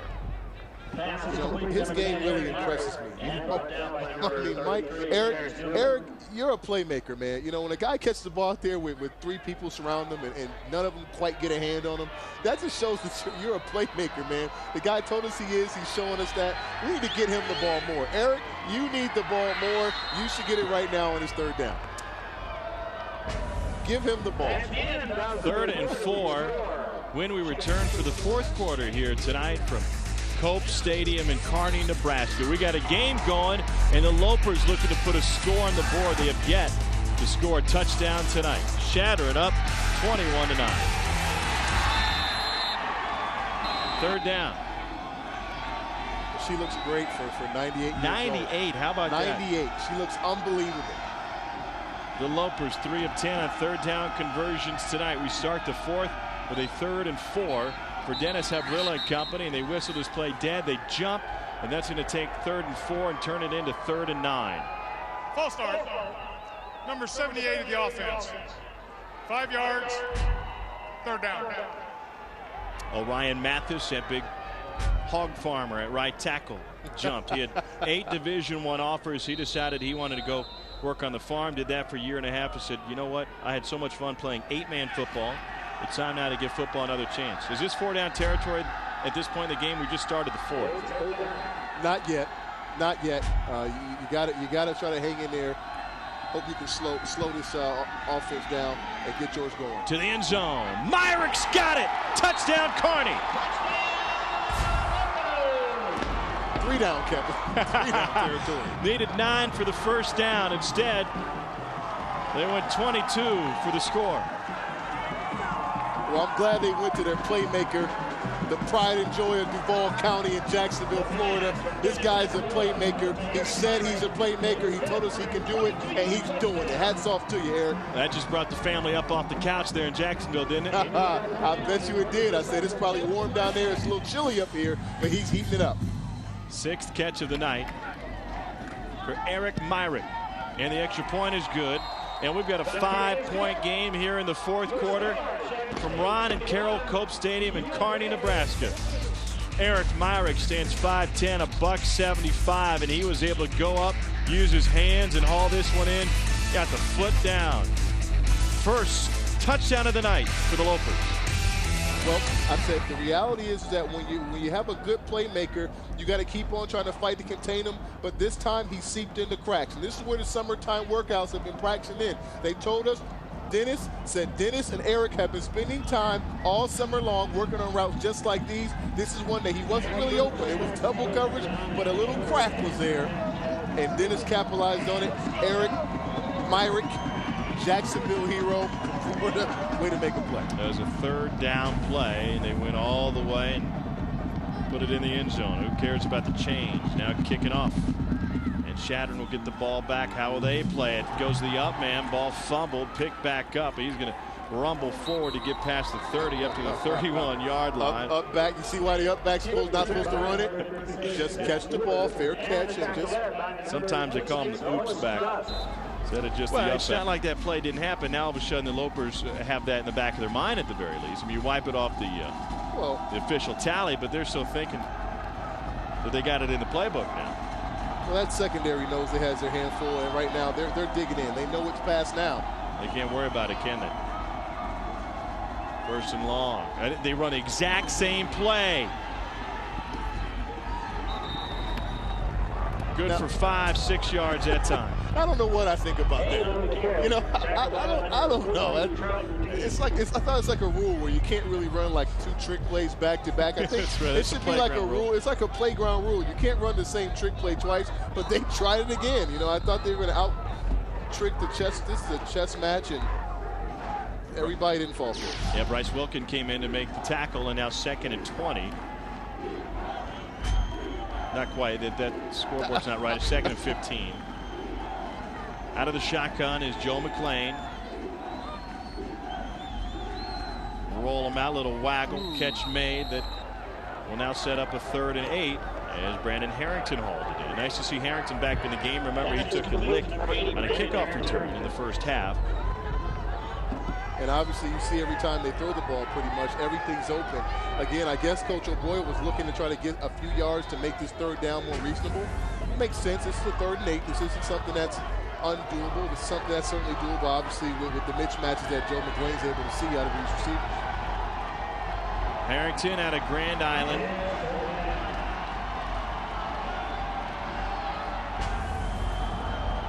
Haven't seen Logan Stropko in a while. Stropko at the top of the formation.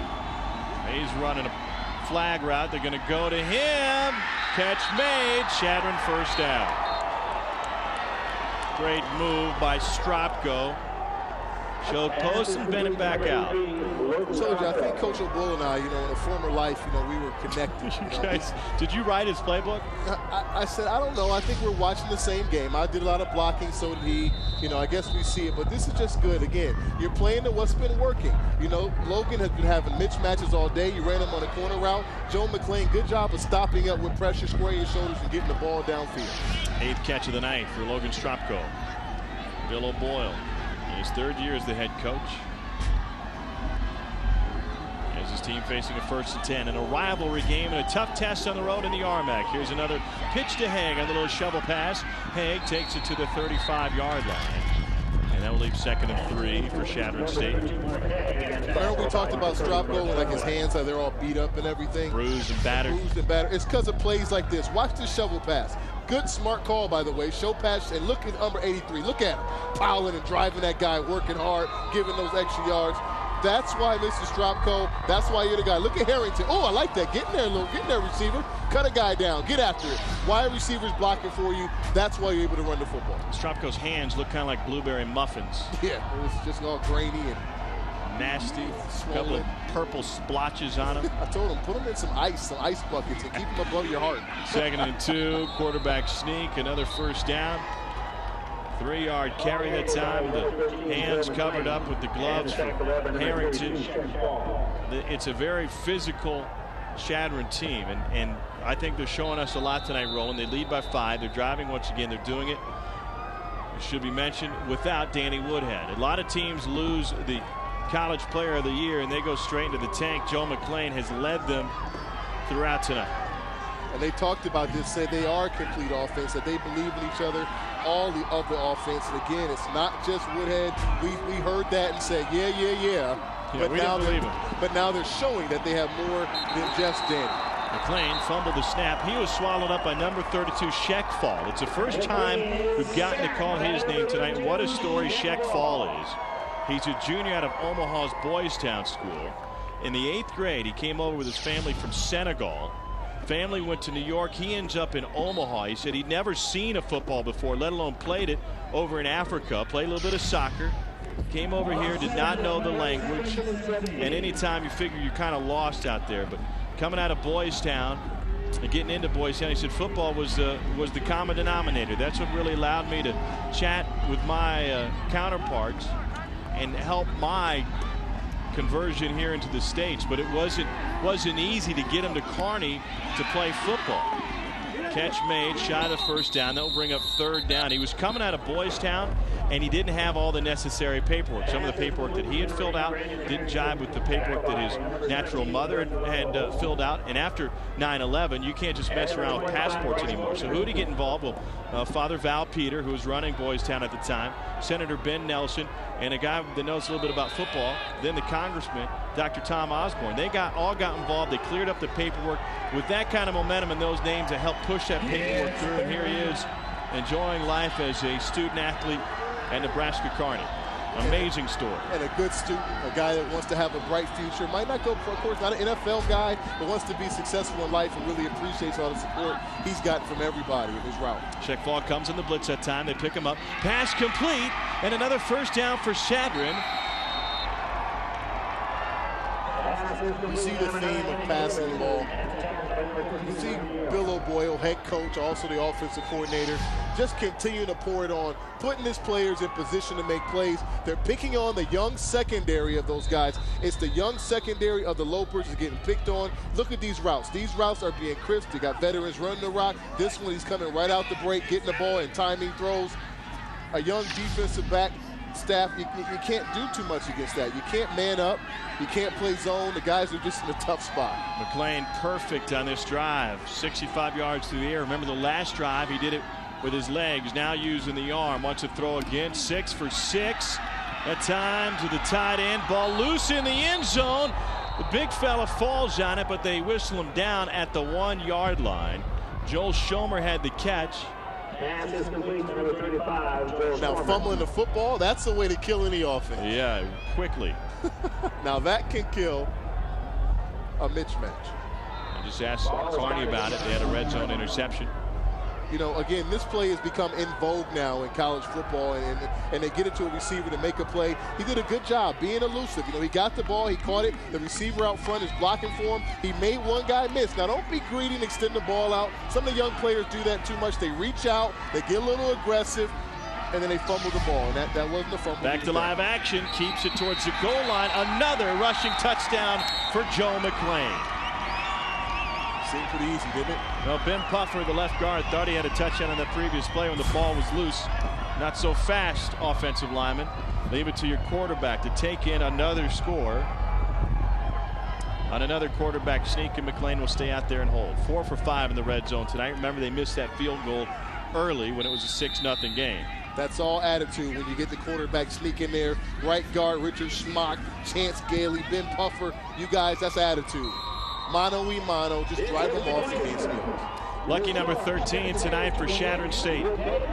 Joe McClain has 3 rushing touchdowns for Bill O'Boyle's squad. The last one coming from just a yard out, maybe a half foot. And Chadron has built its lead, now up by a dozen. 8:53 to go in the 4th from Carney. Joe McClain has led Chadron State to a 28-16 lead here tonight. He was perfect on that last drive, 6 for 6 through the air. Took it the last yard, and perhaps most importantly, rolling a drive that lasted almost 6 minutes.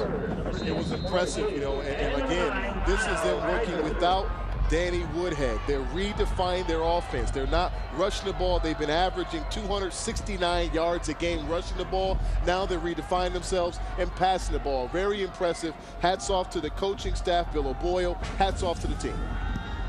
It's all about adjustments, isn't it? At any level of football. They're making those tonight. Absolutely. Without one of the nation's best. This is Kyle Kaiser. Kaiser is off and running, and Kaiser makes it up to the 35-yard line. So a big lead for Chadron State.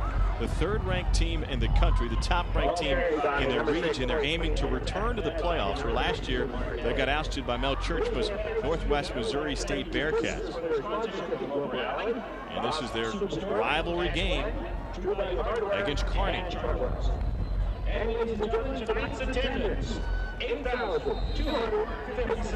It's the largest crowd in the history of Nebraska Carney football. 8,256. That's 2,000 more than this stadium holds. Somebody, I hope, didn't call the fire marshal. Dennis Havrilla goes down from behind. Tackle made that time by the linebacker Austin Bailey.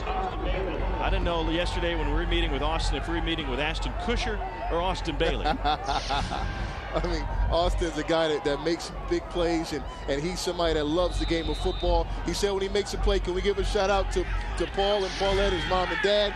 Hey, shout out to him making plays. I love to see guys aggressive and going to get that quarterback. Standing room only crowd here tonight. And another big sack for the Chadron defense. And all of a sudden, Havrilla's going backwards. The standing room only crowd, there's a lot of Chadron color here. He must be 30% of them. Did Austin hear me like say something about his mom and dad? And I sure did. Go berserk? Paul and Paulette.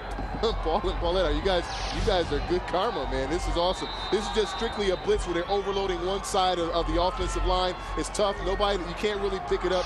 Quarterback has to get rid of the ball in those circumstances or see it coming. He didn't. And Austin, you're the hero, buddy. 15-yard sack. Last year he led the team with 87 tackles. First team all-conference. 3rd sack tonight for Chadron State. And Bailey looking like an all-conference performer again here tonight. Avrila on 3rd and 28, scrambling, and now he's going to try to outrun a guy. He's got nowhere to go. Dragged out of bounds by Craig Kaiser, and that will bring up 4th and long for Shadron. 7:19 to go. You know, he's lucky he didn't get a flag on that one. You know, got a little aggressive with a quarterback. You know, you had the guy down. He's in a vulnerable position. Ease off of him. He's trotting off. You see these kind of plays right here, the stiff arm. Plenty of stiff arm, but right here at the end. See, a little extra little drive. His legs kept pumping. And certain leagues, depending on how the ref feels, what kind of side of bet he got off on, that'd be a flag. But this time, he let him slide. So they will punt it away. Shadron looked like they came after it. Return opportunity for Landon Ehlers. He lets it hop, and Shadron will have the ball once again. This a punt will look good if Kearney's defense can stand up and stop Shadron State for the first time here in the second half. Well, you got to give some credit right now when you take a look at this defense. You know, it hasn't been strictly offense. When you're taking a look at Shadron, there's been some defense too, and that's something that, you know, there needs to be some credit in there too. You know, hats off the defensive coordinator Todd Hour. Yes, doing a great job. Yes, Todd, you've been doing it, buddy. Great offensive, great defensive schemes, putting your guys in position to make plays. McLean has accounted for 4 touchdowns tonight, 257 pass yards, 3 1/4 on the night for the Shadron native, and he'll let somebody else do the hauling now. To midfield goes Aaron Cooksley, a sophomore out of Grand Islands Northwest High School. Cooksley's had some nice blocks too. You know, sometimes as a running back, people only look at your stats and say how many yards did you rush for in this game. Well, how many great blocks do you have that set up big plays? So he's done his job out here. And now this is not what you want to see. You know, Logan Stropko down on the field for Shadron State. Oh, that's my guy. Holding that left leg. Well, we asked you. That's a dynasty. Our trivia question, but it's a dynasty with a capital D right there. Stropko helped to his feet. Hate to see good guys go down. Look at that. 8 catches for 117 yards and a score. Played with a bum thumb the last couple of games last year. Played with some broken up bum hands right now. They're beat up. We saw him with some of the roughest hands I've ever seen, just making plays. But again, he has a big family. You know what those were? Those were fighters' hands. Yeah. I didn't really think about it. Those were boxer hands. Yeah, a guy that gets involved up in there. I told him, I said, man, you got to put those mitts in some ice. And then when I talked to Danny said, man, that guy is a soldier, man. That guy plays through anything, through adversity. And right now it has to be something pretty serious to put Stropko down on the sideline. They've already lost Danny Woodhead there in the hooded sweatshirt, the first to meet Logan as he comes off the field. This is a team. Danny Woodhead is a great example, a team of Eagles who got doubted at every level they played, and their coach Bill O'Boyle said, you know, a lot of these Kearney guys wouldn't give me the time of day when I tried to recruit them. I've had to make do with some scrappers and some gamers. His quarterback is 5'8", his injured tailback 5'9", maybe. But one number that matters, and that's in the win column, and with the win here today, it would be their 21st consecutive regular season win. And that's pretty darn impressive. And again, what I'm impressed with right now is that everybody's getting involved and showing it. Just then, we just saw 89, Kent Russell come in for Stropko. His first play in, I just wanted to see what he did. He fitted up with a guy blocking, getting after it. That's showing a complete team. Everybody's heads in the game. Foundation was laid for this program by Brad Smith. He's on the right there, the Shadron State Athletics Director. 18 years he was the head coach, and now takes over, leaves the head coaching duties behind a couple years ago, now strictly the AD. Helped launch a women's softball team in 2007, hired a new women's basketball coach, but laid the foundation. And back in '87, his first year at Shadron, they went just 1-8. Quickly got to 500. Didn't finish below 500 the rest of his career. Had a 10-win season in '96, again in 2001. And then in 2004, stepped down after a 7-3 campaign. Here's a guy who won 70% of his games and then handed off the reins to Bill O'Boyle, and he has picked up right where Brad Smith left off. I would say so. I mean, this is a impressive organization. Yeah, they might be small and all that good stuff, but on the field, their product is big. 2nd and 4. McLean gives up again. Cooksley has a first down as he takes it to the 35-yard line. From Kearney, Nebraska, NCAA Division II football from the Rocky Mountain Athletic Conference. It's the #3 ranked Chadron State Eagles taking on Nebraska Kearney in this rivalry game. Tom Hart alongside Roland Williams, and two teams that started very slowly in a driving rain in the first quarter, but then all of a sudden the offense is heated up big time, and Chadron State did it without Harlan Hill Award winner Danny Woodhead. Yes, we saw them right before our eyes redefine their offense. Danny Woodhead leading college football in rushing, but oh no, he's down early. They redefined themselves. Coach Bill O'Boyle, head coach and offensive coordinator, putting the ball up in the air and getting it done, led by Mr. Joe McClain. It's just been an impressive, productive situation. And Danny told us when we talked to him, Danny said, hey, I'm the guy the media looks at, but this offense as a whole is full of playmakers and full of unselfish guys, and we're seeing it right now today. Would have been a great platform for Danny Woodhead to add to his NCAA records. 38 straight games with a touchdown. That will come to an end tonight. The NCAA all-time leading rusher. He's trying to catch up with Jermaine Rice in total points. Jermaine Rice from Pitt State had 618 points. That's a lot of points. That's a lot of points. Danny trying to catch up with him. A lot of pushing and shoving at the end of that game, what you would expect from a rivalry game. Woodhead also first in NCAA history with 19 career 200-yard games. Brian Shea out of Emporia State had the old record of 15 times. And a lot of folks, I remember the Emporia State fans down in Kansas, said, why can't this guy get a shot? And the Chiefs did give him a shot. And Brian Shea was the same kind of player, a little undersized, great speed. Yep. And the Chiefs said, hey, we'll give you a chance. We love the fact that you're kind of a hometown story. The state loves you. Come out here, see if you can return some kicks. University of Nebraska recruited Woodhead, albeit very briefly. Said, if you come to Lincoln, perhaps you could return punts and kicks for us. He said, no, I've got grander things in mind. A big reason, his dad and his brother both went to Chadron State, and his younger brother coming along, he said, and his uncle went to Chadron, his younger brother coming along, and you asked him, he said, what if your brother said that he wanted to go to Kearney? And what did he say? he said, he knows better than you. Yeah, that wouldn't happen. And I said I like the fact that he feels comfortable in his own skin. You know, he's happy to be here where he is. He loves his team. He loves the division he plays in. He loves the league. He loves who he is and what he's been able to get done. And he said, yeah, he appreciated his highlight being on game day when they mentioned him. But then he said he really got mad at ESPN. They didn't take care of him, okay? Not doing him how we're doing. They misspelled his name, and that really sort of ticked him off. And that was a highlight and low light. Sixth punt of the day for Chadron. He's brought a lot of exposure to this football program, and Bill O'Boyle told us it may not help. Oddly enough, it may not help with the in-state kids. They know who we are. It will help with the out-of-state kids who all of a sudden see what a guy like Danny Woodhead can do when he comes to Chadron. Some of those in-state kids are going to tell us no. They're going to come to the fancy facilities, the bigger town, the bigger program here in Kearney, but you can't get any bigger than 21 straight wins, can you? You can't do that. And then the other thing is that there's only a few scholarships available around the country. And if you're a player that loves football, wants to get a free education, you better take a strong look at strong programs like this to come and play some football. And you can get a great education. And obviously, NFL scouts will make their way all the way to Chadron State. Havrilla rolls out, dumps it just behind the line. Great awareness, and it goes for a first down to Tyler McNitt. NFL scouts come looking at him too. Yeah, you know, Havrilla's a guy that said, I love coming to school, I love doing my homework, but what I really love is playing football. And if I can convince my mom Karen that someone out there will pay me to play football, well then by golly, that's what I want to do. And he is a gamer. Tosses that one incomplete, out of bounds, with pressure on him. He's certainly a gamer right now. This game, I know there's some plays that he wish he could have back. You know, throwing an interception in the red zone, doing, you know, there's a few throws here and there. I know he wish he could have back to put him in better position right now late in the game. The biggest thing you have against him is he's from the Bay Area, East Bay. He's a 49ers fan. Yeah.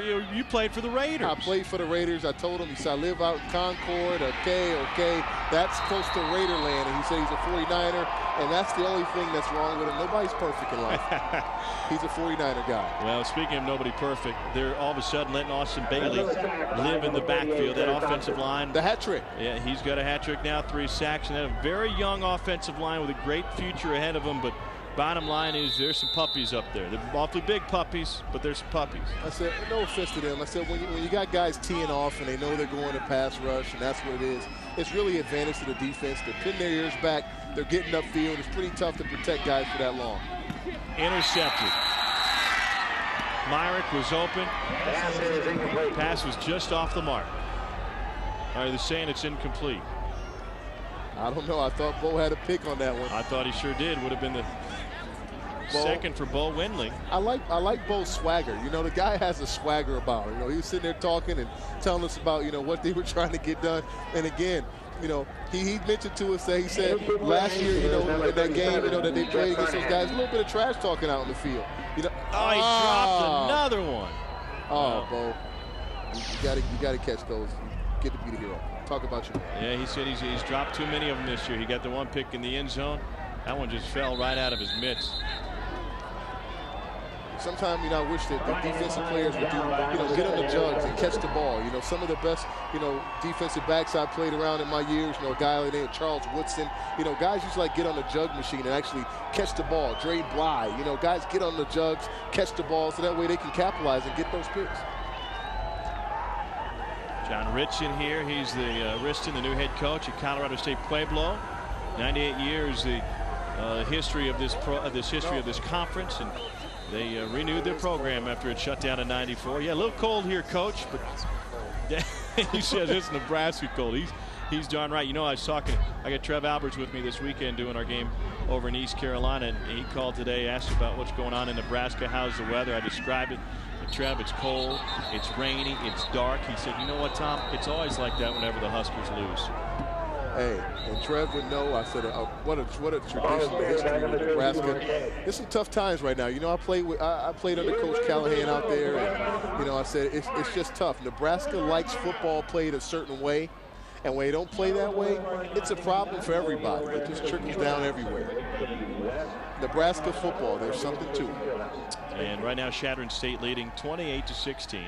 Under 2 minutes to go in the fourth quarter. Clock stopped here. We're talking with the coaches here. We're talking with Daryl Morris, and he said, quite frankly, you know, he's been here since 1983.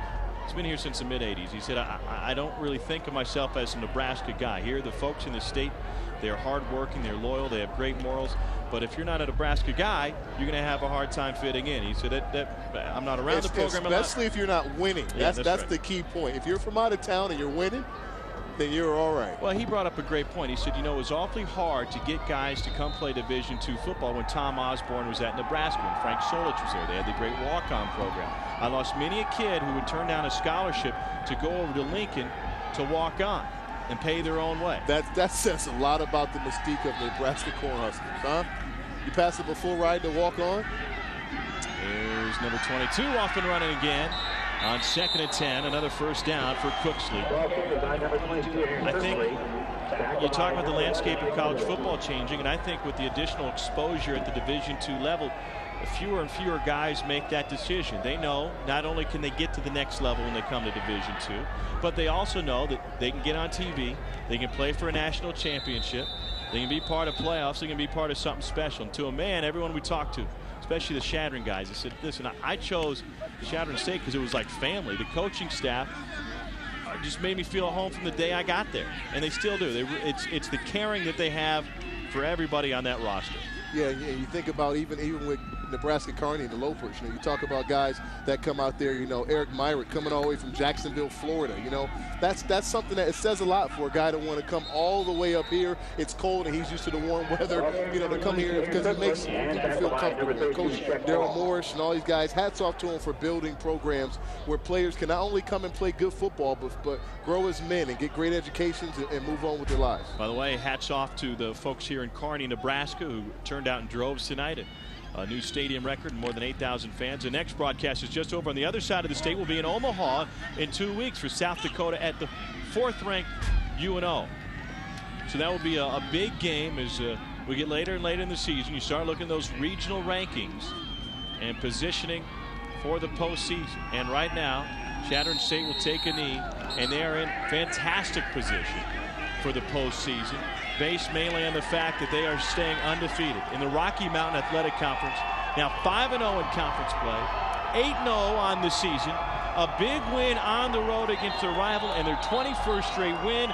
Joe McClain and this Eagles team did it without Danny Woodhead. Quite impressive. He established himself as a leader of this offense, able to do without Danny, which is such a big piece of this offense, redefine themselves, pass the ball, get other people involved. Some guys went down. You got some guys banged up, so I'm interested to see them next week. Sophomore Zach Sandstro doesn't have to take the final snap. They'll let the clock run out. And Chadron State finds a win on the road in the RMAC. Never easy to do. Bill O'Boyle's team now 8-0. He's 24-7, his 3rd year at the helm. Stropko banged up. You hope he's okay. He's on crutches. Woodhead lost for this game after just 1 carry. And you never, this is a program, well, you get the feeling even though they're 8-0, they're never going to lose that chip on their shoulder, are they? No, you can tell those guys, said that they were underestimated. They feel like they're the underdog. They're the most winningest underdogs I've ever seen in my life. But quite impressive. On the other side, Coach Daryl Morris, good job with his team fight. We've got more to come from Carnahan, Nebraska, where Chadron State makes a long drive down to south central Nebraska, and they leave with a 12-point win. Stay with us. More to come after this. Impressive on so many different levels. Tom Hart and Roland Williams with you, where Chadron comes out with a 28-16 victory against their rivals here in Carnahan, Nebraska. Joined now by head coach Bill O'Boyle. And coach, the win tonight, as I said, impressive on so many different levels. You guys able to adjust without the player of the year and turn it on offensively. Well, again, my hat's off to our offensive adjusting and doing a nice job. We ran into some huge adversity early, losing Danny. And again, I think people overlook our throwing game and Joe McClain. He's a heck of an athlete and a great competitor. You've known for a long time that he's a great athlete and a great competitor. He's a guy that just took this game on his shoulders tonight. Well, all 5-6 of him did a heck of a job. I tell you what, I'm amazed by that kid, the way he steps up and took control. And he said, hey, I want the ball, coach. Let me work. And we did. And our receivers did a great job, and O-line stepped up. We lost Logan Stropko, and that's a huge blow. From what we hear, he lost his ACL, number 83, and Logan's been a heck of a senior for us. Well, Coach, adversity, the name of the game tonight. We've talked with you and your players about what it means to get into the playoffs and get that experience. You guys won one, West Texas A&M lost to Northwest Missouri State. This game tonight really almost had a playoff feel to it. Did you feel like that winning has helped you out in that regard? Well, the best thing about these games is we've been playing in front of big crowds and just getting that competitive edge. And we've been kind of flat in the last 3 games against some of the teams we played at home and on the road. And I just haven't seen that killer attitude that we had early in the season. So we talked about it all week about picking it up. And, we woke up and it was, thank God we woke up in time. All right, Coach, thanks for your time. Congratulations on the big win. Best of luck the rest of the way. Thank you. Thank you guys for covering us. It's absolutely our pleasure. Bill O'Boyle's team comes away with the win tonight. We take a look at the highlights from this one, Roland. And the first quarter didn't look anything like the fourth quarter. This is the first carry, the only carry for Danny Woodhead. Well, I see when he went down that arch, of course, everyone knew it was a lot of a blow to the offense. But this offense didn't just let up. They came back and had additional adversity. Special teams didn't do what they were supposed to do, but they still didn't let up. In the second quarter, they had more adversity because, hey, Carney came here to play, and the Locals were making plays, getting the ball downfield, and the guys still didn't let up. Even though, good performance, things making plays, the guys still didn't let up. And so that's the part that I was impressed with this performance. Overall, no matter what Carney came with, the guys continued to stay in the game and get to stay focused and not break after big play after big play. The defense stepped up time and time again, held them to 3 field goals in the first half after Carney had great field position. Also got a pick in the second half in the end zone. But the difference really in the first half, Carney maybe should have had 21, 28 points on the board. Instead, they only had 9. And Chadron got it done in the first half through the air. Here's Stropko. It will be his last touchdown catch of his season. his career. And it's going to hurt. You know, obviously he's a guy we met and sat and talked with him. But the emergence of Joe McClain, showing us that he can be the guy that can run the ball, a guy that can pass the ball and make great decisions. And no matter what coach wants to say, we didn't know that he could do all this stuff. I know it was a pleasant surprise. Danny Woodhead not in the game, but got a chance to see his buddy, his best friend, get after it and score every which way for loose. Joe McClain accounts for 4 touchdowns tonight, and now back to Carney in that Shadron defense. They picked it up late with 3 sacks in the 4th quarter. This was the score that made it a game again, finding Eric Myrick. And then McClain's final touchdown, plunging in from only a yard out after another solid drive for Shadron. Hey, Joe joins us now. Joe McClain, thanks for being with us. How about this game tonight? What did this whole performance prove to you about your team and this squad knowing how to win? You know, all I can say is that we just never gave up. You know, as soon as Danny went down, that's kind of a shot, especially, you know, on our team, as big of a player he is. And, you know, we really had to fight, but no one ever gave up. Hey, Joe, I mean, I know you haven't thrown the ball this much in a little bit. How much of the playbook were we digging into with these pass plays? Now, I know this couldn't have been in the game plan. Yeah, you know, every week, you know, we go into games thinking we're going to run. And, you know, when they can stop us like they did, you know, they did a great job. But, you know, we practice our pass plays every week, too. And so, you know, that came in handy this week. Hey, what's the loss of Logan Stropko? I don't know if you know, but they said he tore his ACL. What does he mean to the team, and how is he going to be missed? You know, he's a great player. You know, he's a senior, and out of all of them, I think he plays with the most heart. And, you know, we're really going to miss him this season. He's a great guy. Joe, I know it's a bittersweet night. Try and enjoy this one if you can. Best of luck the rest of the way. Thank you. All right, Joe McClain, the junior out of Shadron, the hometown boy, leads his team to another win, 23-2 now as a starter. We've got more coming your way from Kearney, Nebraska after this 12-point victory for the Eagles.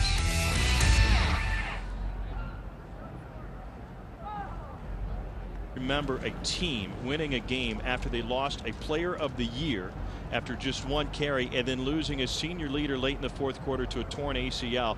I don't remember a team overcoming that kind of adversity to push that to the background and come out and still play good football. And that's what made it so impressive, and that's the mark of a champion. These guys have a legitimate chance to be national champions this year. Don't think that they losing Danny eliminates them from any possibility of being successful. They showed us defensively they need to get more credit. Defense, they did step up and play good, strong defense. Their special teams contributed, and offensively they showed the emergence of some playmakers. Another great atmosphere here at the Division II level, a standing room only crowd. They will file out tonight, and those Shadron fans can give some high fives to their players. Joe McClain leading the way for Shadron, 257 yards in the air, accounted for 4 touchdowns tonight. It wasn't what we expected in the 1st quarter, but it turned in to a nice offensive game late in the 2nd half. Exciting football. And I said for Nebraska Kearney, you know, I don't know where they go from here. Obviously in the conference, this is a very competitive conference. It's tough for them to have any chance, obviously, taking that loss. But again, they have some players. They have an offensive line. They have people that can build. This team will be back and be better in the future. Really tough to see Danny Woodhead miss out on an opportunity like this, but such a great guy to talk to you, and you really hope. You don't know what the future holds for Stropko. He's likely out for the season. You just hope that Danny Woodhead can get back on the field. Yeah, you hope that. Obviously an arch, that's your wheel. It makes it tough. But if anybody can do it, it'd be him. There's still plenty of football to be played. There's still some months left. So. All right, our final score tonight, 28-16. Shadron State over Nebraska Kearney. For all the latest news, stats, polls, and more, visit NCAAsports.com. Our next game in 2 weeks, South Dakota at 4th-ranked Nebraska Omaha, November 1st at 8 p.m. Eastern, 7 Central. NCAA Productions live coverage will begin at 8. Check local listings for regional sports networks and stations in your area. For Roland Williams, I'm Tom Hart. Thanks for watching the NCAA Division II Football Game of the Month. And so long from Kearney, Nebraska.